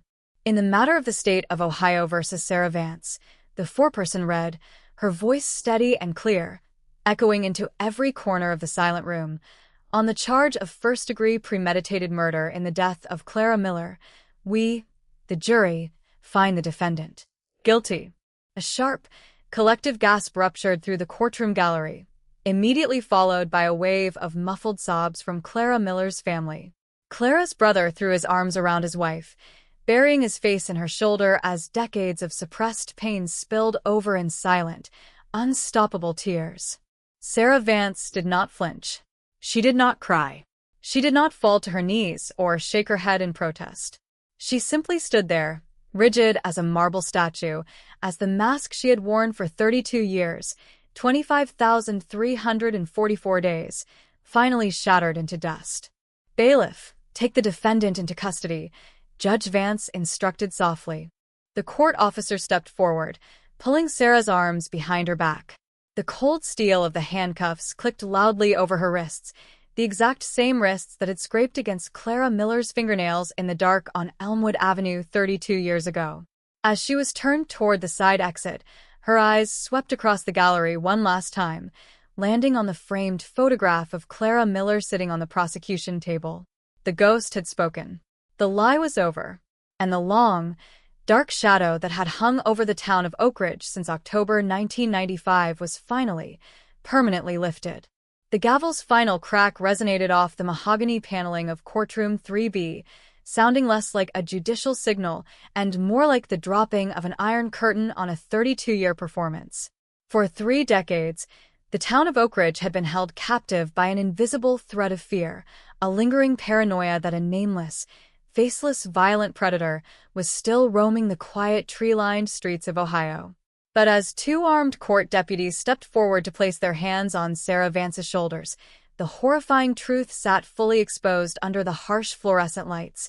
The monster hadn't been a passing shadow in the fog. It was the grieving best friend who had sat in their living rooms, drank their tea, and wiped away fake tears at every memorial service since 1995. Sarah stood completely erect as the metal cuffs clicked over her wrists. She didn't drop her head. She didn't offer a tearful plea to the jury. Her face was a terrifying, smooth slate, the absolute manifestation of psychological detachment. The woman who had spent half her life engineering a flawless suburban camouflage showed no panic as that camouflage was ripped away forever. As she was turned toward the secure holding cell exit, her eyes swept past the gallery, locking briefly onto Clara Miller's surviving family members. There was no apology in her gaze, no lingering flicker of remorse, only the cold, unyielding silence of an architect watching her ultimate masterpiece crumble into dust. In the second row of the gallery, Clara's brother rested his head against his wife's shoulder, his hands trembling as 32 years of suffocating weight washed off his chest. Outside the double doors, the news spread through the marble corridors like an electric current. Broadcast crews lined up outside the courthouse steps, live satellite transmissions beaming the verdict across national news networks. Guilty. The Oak Ridge cold case solved. Best friend convicted of first-degree murder. Within 20 minutes of the verdict, Assistant State Attorney Ellen Rodriguez and Detective Marcus Vance held a brief press conference on the steps of the Judicial Center. Rain and cold sleet splashed against the microphone stands, but a wall of reporters stood under black umbrellas, thrusting recorders into the air. Today's verdict sends a clear, powerful message across this country, Rodriguez said into the bank of microphones, her voice cut through by the flashing of dozens of camera bulbs. Time is no longer a safe harbor for killers. You can hide behind decades of silence. You can wear the mask of a grieving friend. You can let the rain wash away your tire tracks on the night of the crime. But modern science, coupled with relentless, uncompromising law enforcement work, will eventually pull down your disguise. Clara Miller left us her final witness 32 years ago. Today, justice finally caught up to Sarah Vance. A reporter from the local paper shouted a question over the wind. Detective Vance, how does a community heal after learning that the killer was living right in front of them for 32 years? Detective Vance stepped up to the podium, his face weathered by months of exhaustive cold case reconstruction. Healing starts with the absolute truth, Vance answered, his voice steady and resonant. For 32 years, this town lived in terror of an unknown stranger. Today, the stranger has a name, a face, and a mugshot. The ghost of Elmwood Avenue is gone. Oak Ridge can finally sleep in peace. By 7 o'clock that evening, Sarah Vance was processed into the Richland County Corrections Facility's high-security segregation unit, pending her formal sentencing hearing. Striped of her dark designer suit, her hair clips, and her personal identity, she was dressed in the standard bright orange jumpsuit of a convicted murderer. Her temporary home was now a 8 by 10-foot concrete cell equipped with a stainless steel sink, a narrow cot, and a reinforced steel door with a small observation window. The transition from a respected suburban accountant living in a manicured 4-bedroom home to a convicted killer awaiting a life sentence would break most human beings. But according to jail log entries recorded by corrections officers that night, Sarah Vance did not cry. She ate her meager evening meal in silence, folded her blanket neatly across the cot, and sat with her back resting against the cold cinder-block wall, staring at the fluorescent light strip on the ceiling until lights out was announced at 10 p.m. Meanwhile, back on Elmwood Avenue, a spontaneous gathering began to take shape in front of the house where Clara Miller had spent her last moments. Neighbors who had lived on the block since 1995 walked through the cold autumn sleet, carrying candles, framed photographs, and bouquets of fresh, white lilies. They placed the memorial items near the edge of the lawn, the very spot where 32 years ago, Sarah Vance had stood weeping for the television cameras. As the rain turned into a soft, quiet snow, a local minister led the crowd in a silent prayer. There were no loud speeches, no angry chants, only the collective release of a neighborhood that had carried an unspoken nightmare for a generation. The porch lights along Elmwood Avenue flickered on one by one, casting a warm, golden glow across the wet pavement. The story that began on a rain-soaked Thursday night in October 1995, a night defined by violent intrusion, deep betrayal, and 3 decades of deceptive silence, had reached its ultimate, unassailable conclusion.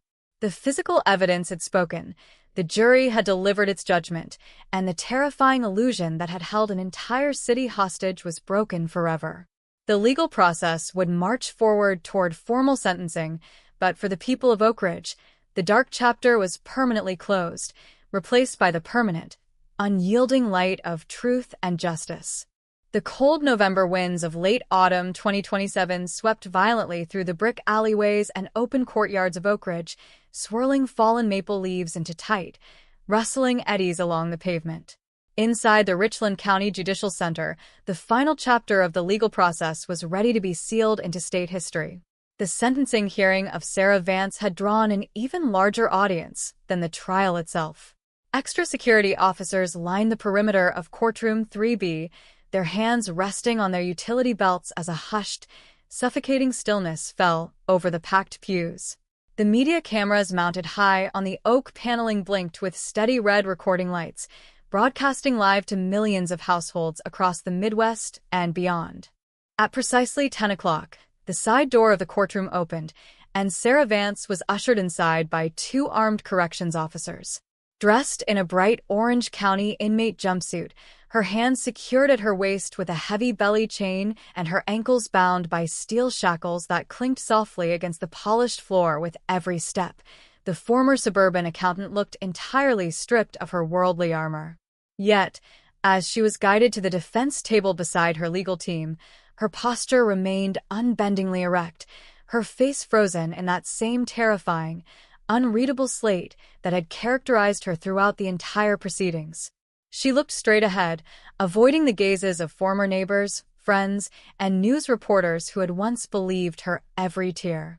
Judge Harold Vance cleared his throat, the sound echoing through the public address speakers as he surveyed the courtroom. "We are here today for the formal sentencing in the case of the state of Ohio versus Sarah Vance," Judge Vance announced, his voice solemn and devoid of emotion. Before the court pronounces judgment, the prosecution has requested permission to allow victim impact statements from the family of Clara Miller. Assistant State Attorney Ellen Rodriguez stood up, gesturing toward the front row of the gallery. The state calls Arthur Miller, brother of Clara Miller, to deliver a statement on behalf of the family. A heavy silence descended upon the gallery as Arthur Miller stepped forward, holding a single sheet of paper in his trembling hands. His hair had thinned and grayed over the 32 years since his sister was taken from him. His shoulders carried the visible weight of a lifetime spent grieving in the dark. He approached the podium, adjusting the microphone, his knuckles white as he gripped the wooden edges. He turned his head slightly to look directly at Sarah Vance, who sat just 10 feet away at the defense table.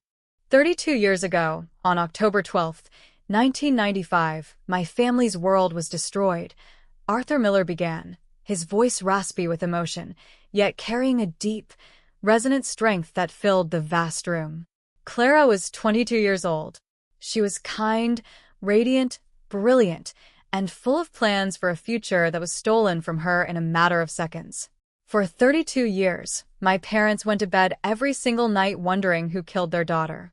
My father passed away 12 years ago with a broken heart, holding Clara's photograph on his chest. My mother spent her final days in a care facility, calling out Clara's name in her sleep, begging for an answer that never came. Arthur paused, taking a slow, ragged breath as tears welled in his eyes, but he did not look away from the defendant. And all through those 32 years of agonizing hell, Arthur continued, his voice dropping into an intense, piercing register. "You were there, Sarah. You came to our house for Sunday dinners. You sat on our sofa. You helped my mother pick out flowers for Clara's memorial service every autumn. You cried in our arms, pretending to share our pain, while carrying the secret that you were the monster who drove the blade into her chest. You didn't just steal my sister's life. You stole our family's peace. You weaponized our grief to build yourself a bulletproof fortress of suburban sympathy." Sarah Vance did not blink. She did not lower her eyes or shift her weight in her chair. She absorbed the family's grief with the same chilling detachment that she had displayed when shown the autopsy photographs of her best friend. "You thought you were smarter than everyone else, Sarah," Arthur concluded, wiping a tear from his cheek as his voice flared with unyielding power. "You thought time was on your side. You thought concrete, rain, and decades of silence would hide what you did forever. But Clara didn't let you get away with it. She fought back on that floor, and she left your DNA under her nail like a promise from beyond the grave. You'll spend the rest of your natural life in a concrete cell, forgotten by the world you tried so hard to fool, while Clara's memory finally rests in absolute peace. Arthur Miller stepped back from the podium and returned to his seat, where his wife squeezed his hand tightly. The emotional force of his words hung over the courtroom like a heavy thunderstorm. Judge Vance leaned forward over his bench, turning his stern gaze directly toward the defense desk. Does the defendant wish to make a statement prior to sentencing?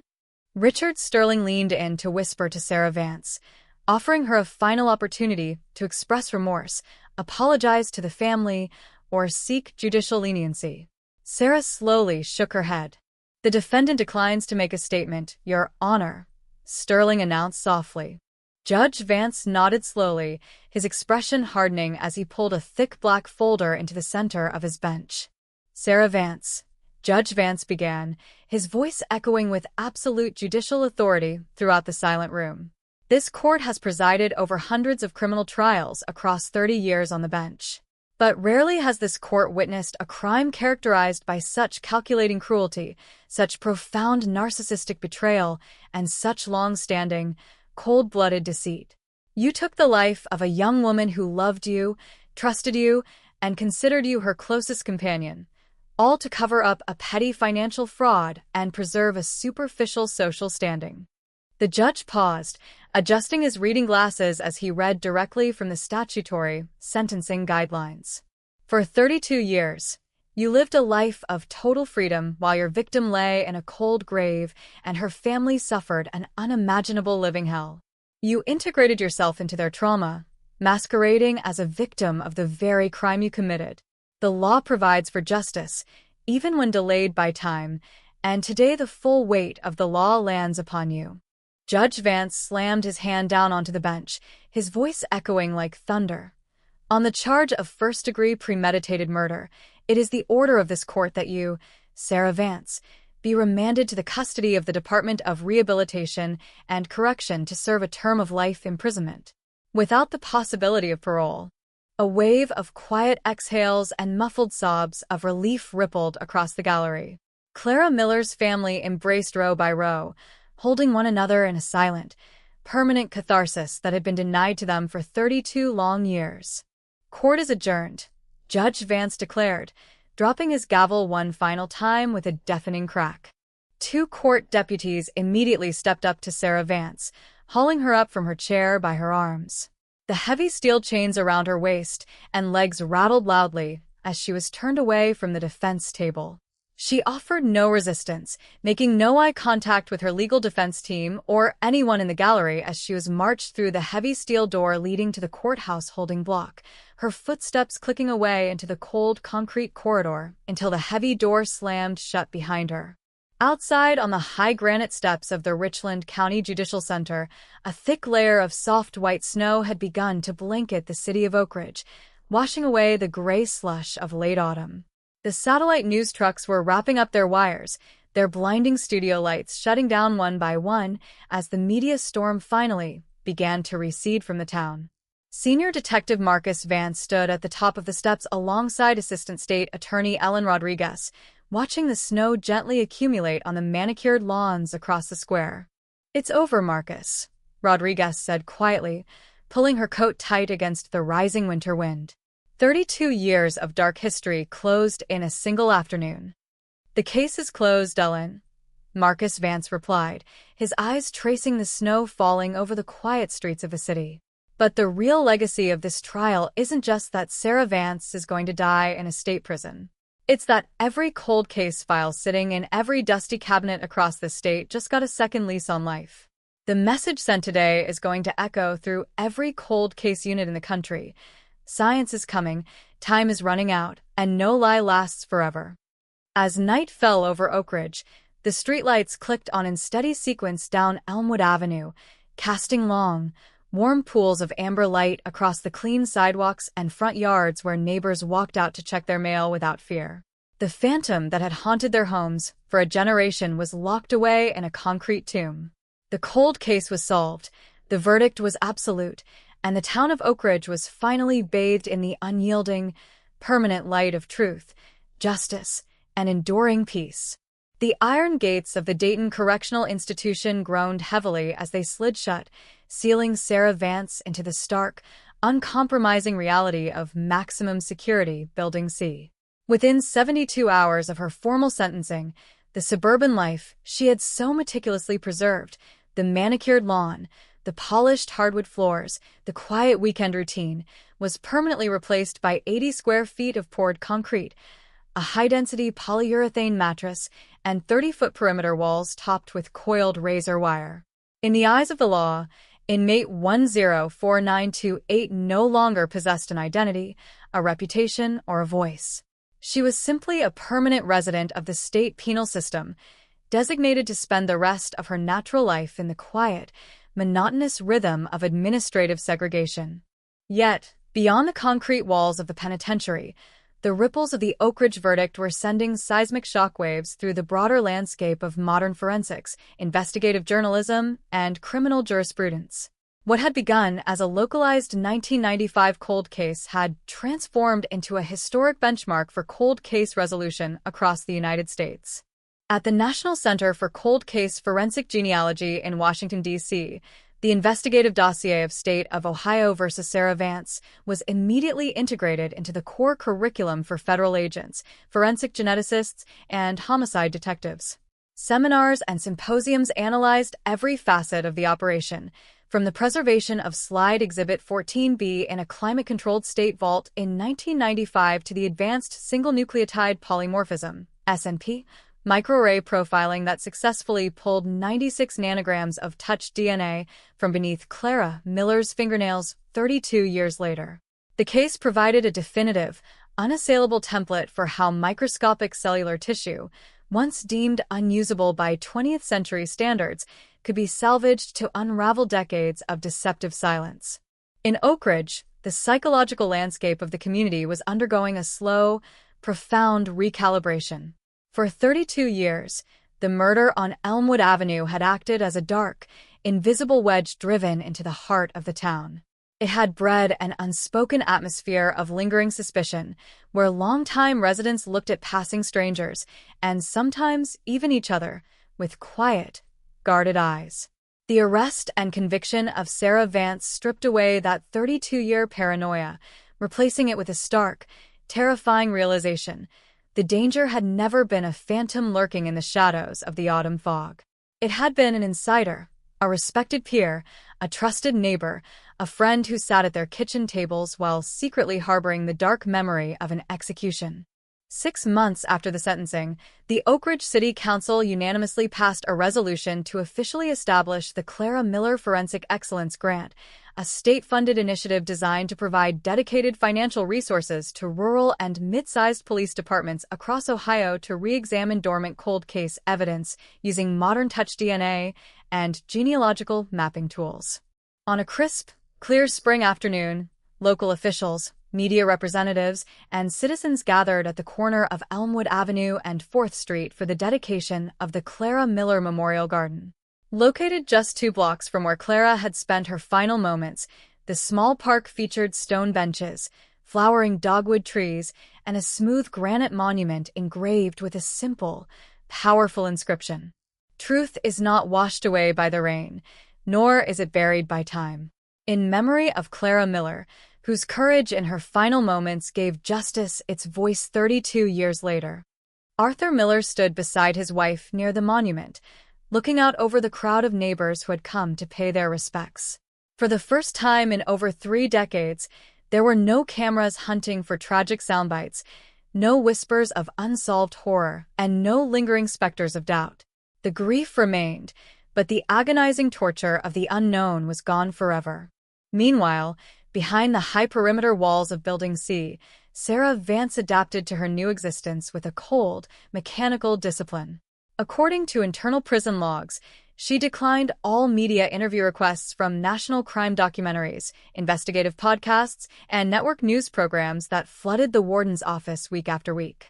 She made no phone calls, requested no visitors, and spent her daily hour of solitary recreation walking silent, rigid laps along the narrow gravel courtyard, staring straight ahead at the tall concrete walls that blocked out the horizon. In late 2028, her appellate legal team filed a routine motion with the Ohio 10th District Court of Appeals, arguing that the microscopic touch DNA evidence recovered after 32 years presented an unacceptable risk of secondary transfer and that the recovery of deleted digital hard drive files infringed upon evidentiary search parameters. But the state appellate court issued a swift, unanimous 30-page opinion denying the appeal on every count. The ruling affirmed that the combination of high-density touch DNA, financial motive, deleted framing letters, and post-crime digital searches formed an unbroken, absolute chain of guilt that no legal technicality could sever. The case of Clara Miller and Sarah Vance had reached its ultimate, unshakable state of resolution. Science had pierced through 32 years of performance. The justice system had delivered its final judgment, and a town that had carried a nightmare for a generation was finally allowed to heal under the clear, permanent light of truth. The iron gates of the Dayton Correctional Institution groaned heavily as they slid shut, sealing Sarah Vance into the stark, uncompromising reality of maximum security Building C. Within 72 hours of her formal sentencing, the suburban life she had so meticulously preserved, the manicured lawn, the polished hardwood floors, the quiet weekend routine, was permanently replaced by 80 square feet of poured concrete, a high-density polyurethane mattress, and 30-foot perimeter walls topped with coiled razor wire. In the eyes of the law, inmate 104928 no longer possessed an identity, a reputation, or a voice. She was simply a permanent resident of the state penal system, designated to spend the rest of her natural life in the quiet, monotonous rhythm of administrative segregation. Yet, beyond the concrete walls of the penitentiary, the ripples of the Oak Ridge verdict were sending seismic shockwaves through the broader landscape of modern forensics, investigative journalism, and criminal jurisprudence. What had begun as a localized 1995 cold case had transformed into a historic benchmark for cold case resolution across the United States. At the National Center for Cold Case Forensic Genealogy in Washington, D.C., the investigative dossier of State of Ohio versus Sarah Vance was immediately integrated into the core curriculum for federal agents, forensic geneticists, and homicide detectives. Seminars and symposiums analyzed every facet of the operation, from the preservation of Slide Exhibit 14B in a climate-controlled state vault in 1995 to the advanced single-nucleotide polymorphism, SNP, microarray profiling that successfully pulled 96 nanograms of touch DNA from beneath Clara Miller's fingernails 32 years later. The case provided a definitive, unassailable template for how microscopic cellular tissue, once deemed unusable by 20th century standards, could be salvaged to unravel decades of deceptive silence. In Oak Ridge, the psychological landscape of the community was undergoing a slow, profound recalibration. For 32 years, the murder on Elmwood Avenue had acted as a dark, invisible wedge driven into the heart of the town. It had bred an unspoken atmosphere of lingering suspicion, where longtime residents looked at passing strangers, and sometimes even each other, with quiet, guarded eyes. The arrest and conviction of Sarah Vance stripped away that 32-year paranoia, replacing it with a stark, terrifying realization. The danger had never been a phantom lurking in the shadows of the autumn fog. It had been an insider, a respected peer, a trusted neighbor, a friend who sat at their kitchen tables while secretly harboring the dark memory of an execution. 6 months after the sentencing, the Oak Ridge City Council unanimously passed a resolution to officially establish the Clara Miller Forensic Excellence Grant, a state-funded initiative designed to provide dedicated financial resources to rural and mid-sized police departments across Ohio to re-examine dormant cold case evidence using modern touch DNA and genealogical mapping tools. On a crisp, clear spring afternoon, local officials, media representatives, and citizens gathered at the corner of Elmwood Avenue and 4th Street for the dedication of the Clara Miller Memorial Garden. Located just 2 blocks from where Clara had spent her final moments, the small park featured stone benches, flowering dogwood trees, and a smooth granite monument engraved with a simple, powerful inscription. Truth is not washed away by the rain, nor is it buried by time. In memory of Clara Miller, whose courage in her final moments gave justice its voice 32 years later. Arthur Miller stood beside his wife near the monument, looking out over the crowd of neighbors who had come to pay their respects. For the first time in over 3 decades, there were no cameras hunting for tragic soundbites, no whispers of unsolved horror, and no lingering specters of doubt. The grief remained, but the agonizing torture of the unknown was gone forever. Meanwhile, behind the high perimeter walls of Building C, Sarah Vance adapted to her new existence with a cold, mechanical discipline. According to internal prison logs, she declined all media interview requests from national crime documentaries, investigative podcasts, and network news programs that flooded the warden's office week after week. She made no phone calls, requested no visitors, and spent her daily hour of solitary recreation walking silent, rigid laps along the narrow gravel courtyard, staring straight ahead at the tall concrete walls that blocked out the horizon. In late 2028, her appellate legal team filed a routine motion with the Ohio 10th District Court of Appeals, arguing that the microscopic touch DNA evidence recovered after 32 years presented an unacceptable risk of secondary transfer and that the recovery of deleted digital hard drive files infringed upon evidentiary search parameters.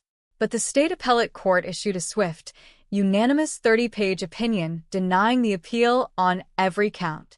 The ruling affirmed that the combination of high-density touch DNA, financial motive, deleted framing letters, and post-crime digital searches formed an unbroken, absolute chain of guilt that no legal technicality could sever. The case of Clara Miller and Sarah Vance had reached its ultimate, unshakable state of resolution. Science had pierced through 32 years of performance. The justice system had delivered its final judgment, and a town that had carried a nightmare for a generation was finally allowed to heal under the clear, permanent light of truth. The quiet hum of the air circulation system inside Cell Block 4 of the Dayton Correctional Institution ran continuously, a low, mechanical drone that served as the heartbeat of maximum security Building C. It was a sound that never changed, regardless of whether it was midday or 3 in the morning, creating a timeless, featureless reality for those confined within its concrete envelope. For inmate 104928, the passage of seasons was marked only by the shifting angle of rectangular light that sliced through the 4-inch-wide slit window high on her cell wall each afternoon. Sarah Vance sat at her small, bolted-down metal desk, her hands folded neatly over a blank sheet of institutional paper. Stripped of the elegant tailoring, hairstyling, and subtle cosmetics that had defined her public persona for 32 years, her face had shrunk into sharp, hollow angles. Her graying hair was tied back in an austere, tight knot. To the guards who passed her cell on routine head counts every 45 minutes, she was a model inmate, silent, compliant, and entirely motionless. She made no demands, lodged no grievances, and never engaged in the volatile shouting matches that periodically erupted down the Tier 2 corridor. Yet, this quiet obedience was not a sign of newfound remorse or spiritual surrender. It was simply the ultimate adaptation of a master calculator. Sarah had realized early in her incarceration that survival in an iron and concrete ecosystem required the exact same strategy she had employed on Elmwood Avenue in 1995. Total emotional invisibility, flawless self-control, and absolute adherence to an engineered routine. She cleaned her cell until the stainless steel fixtures gleamed, organized her state-issued clothing with mathematical precision, and read through administrative law manuals in the law library during her allotted study hours. Beyond the perimeter walls, however, the story she had spent half her life trying to suppress had taken on a life of its own, becoming a permanent cultural case study in the annals of modern American criminology. In the academic halls of forensic science programs across the globe, the Miller-Vance case was officially codified as the definitive turning point in the practical application of low-template touch DNA profiling and forensic genetic genealogy. Textbooks updated their chapters on cold case methodologies, using the 1995 slide Exhibit 14B as the golden standard for sample preservation and subungual cell extraction. The case proved to the global forensic community that microscopic cellular material, once dismissed as useless background noise or environmental contamination, could survive 3 decades of storage to yield an unassailable genetic signature under modern single nucleotide polymorphism mapping. For law enforcement agencies nationwide, the successful prosecution of Sarah Vance triggered a sweeping, systematic audit of dormant cold case vaults. Cold case units from Chicago to Atlanta pulled dusty cardboard evidence boxes from storage facilities, reevaluating decades-old fingernail clippings, clothing fibers, and weapon handles with new, ultra-sensitive touch DNA recovery protocols. The message carved out by the Richland County prosecution was loud and absolute. Time was no longer an ally for the guilty. A murderer who had successfully evaded detection for 20, 30, or 40 years could no longer rest comfortably behind the barrier of passing decades. The biological clock of physical evidence was ticking, and science was systematically dismantling every cold case buffer in existence. In Oak Ridge, Ohio, the physical scars of the past were slowly, deliberately being transformed into spaces of quiet reflection and permanent renewal. On Elmwood Avenue, the small single-story house where Clara Miller had taken her final breath in the autumn of 1995 was purchased by a local nonprofit preservation foundation. Rather than allowing the structure to stand as a morbid tourist attraction for true crime enthusiasts or letting it deteriorate into a blight on the neighborhood, the foundation carefully dismantled the building. In its place, they constructed a peaceful community garden, planting rows of perennial white roses, lavender, and shade trees surrounding a stone fountain. The house was gone, the blood-stained hardwood floors were gone, and the dark shadow that had hung over the property for 32 years was replaced by the rustle of leaves and the soft trickle of clear water. On a warm afternoon in late October, exactly 33 years after the murder, a quiet gathering took place at the garden.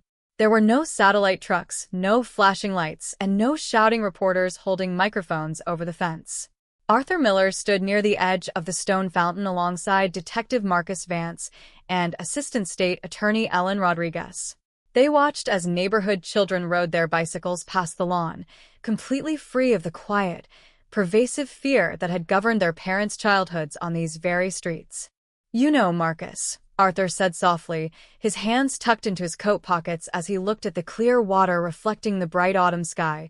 For 32 years, every time October came around, the air in this town felt cold, heavy, and wrong. It felt like Clara was trapped in that house, trapped in that night, begging us to find her. But standing here today, it just feels like home again. Detective Vance nodded slowly, his eyes following a dry oak leaf as it drifted across the stone pavement. "She spoke to us, Arthur. It took 32 years for us to build the technology to hear what she was saying, but she spoke. She didn't let Sarah get away with it. That's the real legacy of this place. Clara won." Inside the walls of the Dayton Correctional Institution, the sun had dropped below the high concrete perimeter, casting long, dark shadows across the exercise yard. The heavy steel doors of the cell block began to slide shut with a series of loud, mechanical thuds, signaling the final lockdown of the evening. Sarah Vance sat on her narrow cot as the lock on cell 114 clicked into place with an echoing, metallic finality. She pulled her state-issued blanket over her knees, resting her head against the cold cinder block wall behind her. On the small shelf above her desk sat no personal photographs, no letters from the outside world, and no mementos of the suburban life she had sacrificed everything to protect. She closed her eyes as the night lights flickered on down the corridor, illuminating the quiet, featureless box that would frame every remaining day of her existence. The suburban reputation she had committed murder to preserve was gone, replaced by a permanent public record of betrayal and narcissism. The clean, quiet life she had built on top of Clara's grave had dissolved into an 80-square-foot cell. In the ultimate irony of fate, Sarah Vance had spent 32 years attempting to construct the perfect lie, only to find that the truth she left beneath Clara Miller's fingernails on that rain-soaked night in 1995 was the only thing that would endure forever. Justice had not merely arrived, it had settled completely over the city of Oak Ridge, closing the final page of a 32-year saga, leaving Clara Miller to rest in absolute, eternal peace, and leaving her killer to live out her remaining years in the silent, unyielding shadow of the truth. Part 12. The quiet corridor of Tier 2 in Maximum Security Building C was washed in the sterile, amber glow of night mode LED fixtures. It was 2:30 in the morning, a time when the Dayton Correctional Institution settled into its most honest state, a place stripped of administrative pretension, where the soft, metallic clinking of a guard's keys on a duty belt served as the only pulse in a fortress built of cold steel and poured concrete. Inside cell 114, Sarah Vance lay on her back atop her rigid mattress, her eyes wide open, staring up at the tiny hairline crack running across the whitewashed ceiling. For 34 years, Sarah had lived inside a carefully constructed narrative. First, as the devastated best friend who carried a flower bouquet to every anniversary vigil on Elmwood Avenue. Then, as the stoic defendant who believed her legal team could poke enough holes in 32-year-old biological evidence to earn her freedom. And finally, as inmate 104928, the silent model prisoner who treated her lifelong sentence as merely another complex ledger to be managed with quiet, mechanical efficiency. But as the winter of 2029 approached, a subtle, irreversible shift was occurring inside the mind of the woman who had fooled an entire city for a generation. The human mind can maintain a grand deception only as long as there is an audience to receive it. Outside these walls, the audience had moved on. The media circus that had once surrounded the Richland County Judicial Center had long since packed up its satellite dishes. The investigative podcasters had migrated to newer, fresher tragedies. The town of Oak Ridge had closed its wounds, replacing the physical memory of Clara Miller's murder with a flowering community garden where children played without knowing the name Sarah Vance. Deprived of an audience, the mask Sarah had worn for over 3 decades began to lose its structural purpose. The performance was over, leaving behind only the cold, unvarnished reality of what she had done, why she had done it, and where she was destined to die. At 6 o'clock sharp, the cell door unlocked with a heavy, pneumatic thud. Sarah swung her legs over the side of the cot, her slippers touching the cold concrete floor. She went through her morning ritual with her usual precision, folding her thin wool blanket into sharp 45-degree corners, smoothing the wrinkles from her orange jumpsuit, and washing her face in the stainless steel combination sink and toilet. But as she looked into the small, polished metal mirror bolted above the basin, a mirror designed without glass so inmates could not shatter it into weapons, she did not see the sharp, calculating suburban accountant who had managed university funds and carefully planned an alibi in the autumn of 1995. She saw an aging woman whose hair was now entirely silver, whose eyes carried a deep, hollow fatigue, and whose name had become synonymous with ultimate betrayal.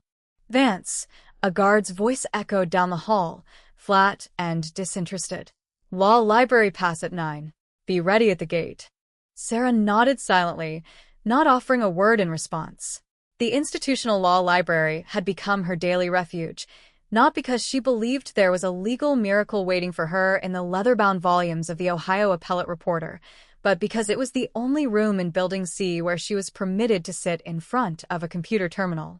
When 9 o'clock arrived, Sarah walked in measured, shackled steps down the central walkway to the library, taking her seat at Terminal 4. The terminal was stripped of open internet access, restricted entirely to legal research databases, archived state court records, and digitized news databases approved by the Department of Rehabilitation and Correction. For months, Sarah had used her search privileges not to research habeas corpus petitions or ineffective assistance of counsel claims, but to search one name over and over again: Clara Miller. She typed the letters into the search bar, her thin fingers tapping softly against the plastic keys. Search query: Clara Miller, Oak Ridge, Ohio Memorial. The screen refreshed instantly, displaying dozens of digitized articles, civic announcements, and academic papers. Sarah scrolled past the familiar headlines detailing her own arrest, trial, and sentencing. Her eyes settled on a recent article published by the Oak Ridge Journal, dated October 2028. 33 years later, how the Clara Miller Forensic Grant is solving Ohio's forgotten cold cases. What began as a horrific tragedy on Elmwood Avenue in 1995 has transformed into a beacon of hope for families across the state. The Clara Miller Forensic Grant, established in the wake of the 2027 conviction of Sarah Vance, has officially funded the DNA re-examination of 64 dormant cold cases. To date, the program has yielded 14 definitive forensic matches, bringing closure to families whose loved ones were taken decades ago. Sarah sat motionless, her pale blue eyes tracking the words line by line. The grand irony of her crime unfolded before her on the glowing screen with absolute, devastating clarity. She had murdered Clara Miller to protect her own reputation, to destroy a record of financial fraud, and to bury a truth that threatened her place in suburban society. She had spent 32 years ensuring that Clara's voice remained silenced in the dark on Elmwood Avenue. Yet, in her desperate attempt to erase Clara Miller from the world, Sarah had inadvertently rendered her immortal. Clara was no longer merely a victim of a 32-year-old cold case. She had become the namesake of a statewide forensic revolution. Her final act of defiance on that hardwood floor, the simple, instinctual scrape of her fingernails against her killer's skin, was now saving dozens of other victims, exposing long-forgotten predators, and rewriting the future of criminal justice across the entire Midwest. Every time a cold case was solved in Ohio using modern touch DNA protocols, Clara Miller's name was printed in the news. Every time a family received the answers they had waited decades for, Clara's memory was celebrated. And what of Sarah Vance? Sarah scrolled down to the bottom of the article. Her own name appeared only once, tucked into a brief, clinical sentence near the end. Following the 2027 conviction of former friend Sarah Vance, who is currently serving a sentence of life imprisonment without the possibility of parole at the Dayton Correctional Institution. That was all she was. A footnote. An auxiliary piece of context attached to Clara's legacy. The grand architect of the perfect crime had not built a monument to her own cleverness. She had built the instrument of her own absolute erased significance. She had traded her freedom, her adult life, her reputation, and her soul to buy 32 years of borrowed time, only to end up as a single, forgotten row of numbers in a state corrections database. A heavy hand touched her shoulder. "Time's up on the terminal, Vance," the librarian guard said, leaning over the desk. "Log off and step back to the line." Sarah did not argue. She moved the cursor to the top corner of the screen, clicked the log off button, and watched the glowing text disappear into a blank monitor. She stood up, placed her hands behind her back, and waited for the deputy to lock the wrist restraints over her hands. As she was guided back down the long, echoey corridor toward cell block 4, Sarah passed a row of narrow windows that looked out toward the prison courtyard. Outside, a light, dusting snow was beginning to drift down from the gray sky, settling over the chain-link fences and the concrete yards. It was the exact same soft, white snow that had fallen over Elmwood Avenue on the night her verdict was read, the same snow that now covered the flowering dogwood trees in the Clara Miller Memorial Garden in Oak Ridge. The doors of cell 114 slid open. Sarah stepped inside, heard the iron lock drop into place behind her, and sat down on the edge of her cot. She sat in complete, unbroken silence, her hands resting quietly on her lap. For 32 years, she had believed that she was the author of the story on Elmwood Avenue. She had believed that the rain had washed away her tracks, that time had eroded the truth, and that her mask would hold until the day she died. But as she looked out at the narrow band of winter light flickering through her cell window, she finally understood the absolute, unalterable truth of her existence. The rain on Elmwood Avenue had not washed the truth away, it had preserved it. The passage of time had not protected her, it had simply built the technology that would expose her.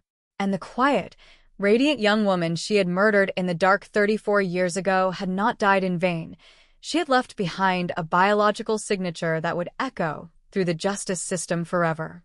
The dark story that began on a rain-soaked Thursday night in October 1995 was finally, completely finished.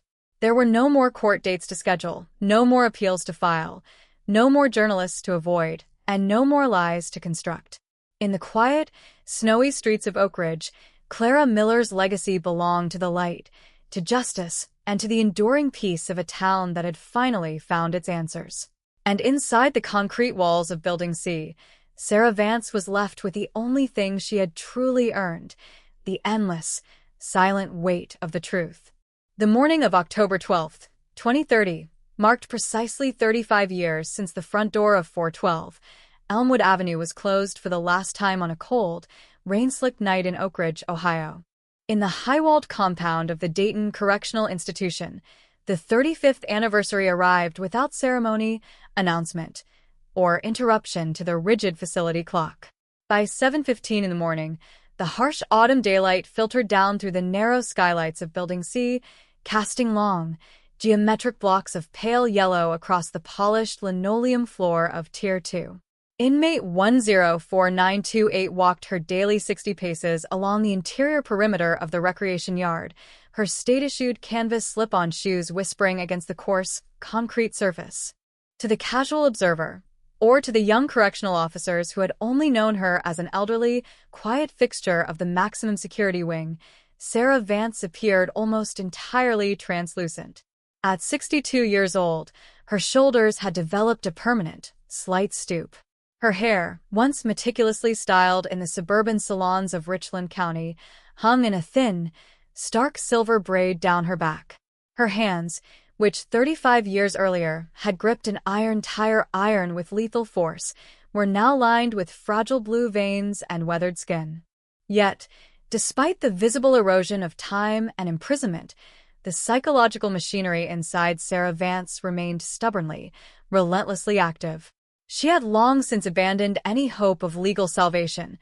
The Ohio Supreme Court had twice rejected her extraordinary petitions for post-conviction relief, citing the overwhelming weight of the Touch DNA match and her corroborated digital footprints. But where hope died, an intense, quiet obsession took its place, the absolute management of her own internal narrative. Every evening between 7 and 8 o'clock, during the designated silent hour before final cell lock, Sarah sat at her small metal desk with a black ballpoint pen and a lined notepad provided by the prison library. Over 3 years, she had filled 12 thick yellow legal pads with fine, tiny script, not an admission of guilt, not a tearful letter of apology to Clara Miller's family, and not a confession to be released after her death. It was a painstaking, line-by-line deconstruction of every piece of evidence presented against her at trial. In her mind, Sarah was still auditing the case. She wrote detailed treatises questioning the amplification cycles of the single nucleotide polymorphism microarray equipment used by Dr. Thorne. She drew intricate diagrams analyzing the air currents inside Elmwood Avenue in 1995 to argue that Touch DNA could have migrated across 3 rooms via domestic draft. She recalculated the probability figures of secondary cellular transfer, attempting to prove on paper what her high-priced legal team could never prove to 12 jurors in a court of law. This was Sarah Vance's final, desperate fortress. Unable to alter her physical reality or convince the world of her innocence, she had retreated into an elaborate intellectual delusion where she was not a cold-blooded killer serving life for financial fraud, but a misunderstood victim of flawed science and emotional public hysteria. To admit to herself, even for a fraction of a second, that she had murdered her best friend for $4,800 would be to invite the complete, terrifying annihilation of her identity. And so, she wrote, analyzed, and audited, burying the truth under mountains of technical jargon until the lights went out on the cell block tier. 120 miles to the northeast, in the quiet, tree-lined residential district of Oak Ridge, October 12th carried a vastly different resonance. The Clara Miller Memorial Garden at the corner of Elmwood Avenue and 4th Street was bathed in the crisp, golden light of mid-autumn. The dogwood trees that had been planted during the park's dedication 4 years earlier had grown thick and tall, their deep red leaves fluttering gently down onto the stone paths. The sound of wet rain on asphalt, the haunting audio signature that had terrified 3 generations of Oak Ridge residents, no longer evoked images of a phantom killer lurking in the alleyways. At 10 o'clock that morning, a modest group of people gathered near the central granite monument. There were no news cameras, no satellite vans blocking the driveways, and no political figures seeking photo opportunities. It was an intimate gathering of those whose lives had been permanently reshaped by the events of 1995.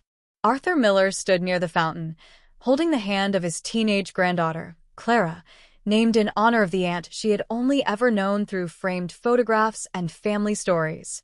Beside them stood retired Detective Marcus Vance, his coat collar turned up against the chilly autumn wind, his hair now completely white, but his eyes retaining the sharp, perceptive clarity that had ultimately unraveled 32 years of suburban deception. "I used to hate this day, Marcus," Arthur said softly, watching his granddaughter lean down to place a single white rose at the base of the stone monument. "For 32 years, October 12th felt like a wall that I had to climb over every single year. It brought back the smell of the damp carpet, the flashing red police lights, the sound of my mother crying in the hallway, and worst of all, the sight of Sarah sitting on our porch, holding our hands while hiding the knife behind her back." Marcus Vance looked at the granite engraving, where Clara Miller's name gleamed under the morning sun. "And today?" he asked quietly. Arthur took a deep, clear breath of the autumn air, a soft, genuine smile appearing on his face for the first time in decades. "Today, it just feels like October. It feels like autumn. The horror is gone, Marcus. The lie is gone. Sarah took away 32 years of our peace, but she couldn't take away the truth. My sister isn't defined by what happened to her in that house anymore. She's defined by what she left behind." That legacy was visible across the entire state of Ohio. The Clara Miller Forensic Excellence Grant, which had been born out of the historic trial, had grown into one of the most successful state-level cold case initiatives in American law enforcement history. In a specialized laboratory facility in Columbus, a team of 20 young forensic geneticists worked daily under the direction of Dr. Eris Thorne. Utilizing the exact touch DNA extraction protocols and genealogical mapping algorithms perfected during the investigation of Clara's case, the unit had systematically reanalyzed over 120 dormant homicide and sexual assault files from the late 20th century. By the autumn of 2030, the unit had officially produced 82 definitive forensic identifications, leading to 47 arrests and convictions across Ohio, Indiana, and Pennsylvania. Old evidence boxes that had gathered dust in basement lockers since the 1970s and 1980s were yielding microscopic secrets. Violent offenders who had lived decades of comfortable, undetected retirement were being confronted at their front doors by state investigators carrying arrest warrants backed by unassailable genetic proof. The message that resonated through the law enforcement community was singular and unshakable. The murder of Clara Miller had not merely solved a single crime, it had opened a permanent, unsealable portal of accountability across the entire criminal justice system. The microscopic skin cells that Clara had trapped beneath her fingernails on October 12, 1995, had become the catalyst for a national revolution in forensic science. As afternoon shifted into dusk in Dayton, the guards on Tier 2 conducted the 5 o'clock meal count. Inmate 104928 stepped up to the narrow observation window of cell 114, holding her plastic identification card against the glass as required by facility rules. The young officer checked the face on the card against the white-haired woman standing inside, pressed a button on his digital tablet, and moved on to cell 115 without making eye contact. Inside the cell, Sarah turned back to her metal desk. The evening meal tray, a compartmented plastic tray containing steamed vegetables, meatloaf, and a small carton of milk, sat untouched beside her yellow legal pad. She picked up her ballpoint pen, her hand trembling slightly from the early onset of joint arthritis, and resumed writing on page 48 of her latest notebook. Section 4.2, Environmental Persistence of Touch DNA in High-Humidity Residential Environments. It remains scientifically unproven whether microdermal shedding from casual social contact in October 1995 could maintain structural integrity beneath an organic keratin barrier for a period exceeding 30 years without significant enzymatic degradation. She stopped writing. Her pen hovered an inch above the paper. The silence inside cell 114 was sudden, absolute, and suffocating. The low, mechanical hum of the ventilation system seemed to fade away, leaving only the sound of her own shallow breathing echoing off the concrete walls. For the first time in 3 years, Sarah looked up from her legal pad and looked directly at the small, polished metal mirror on the wall.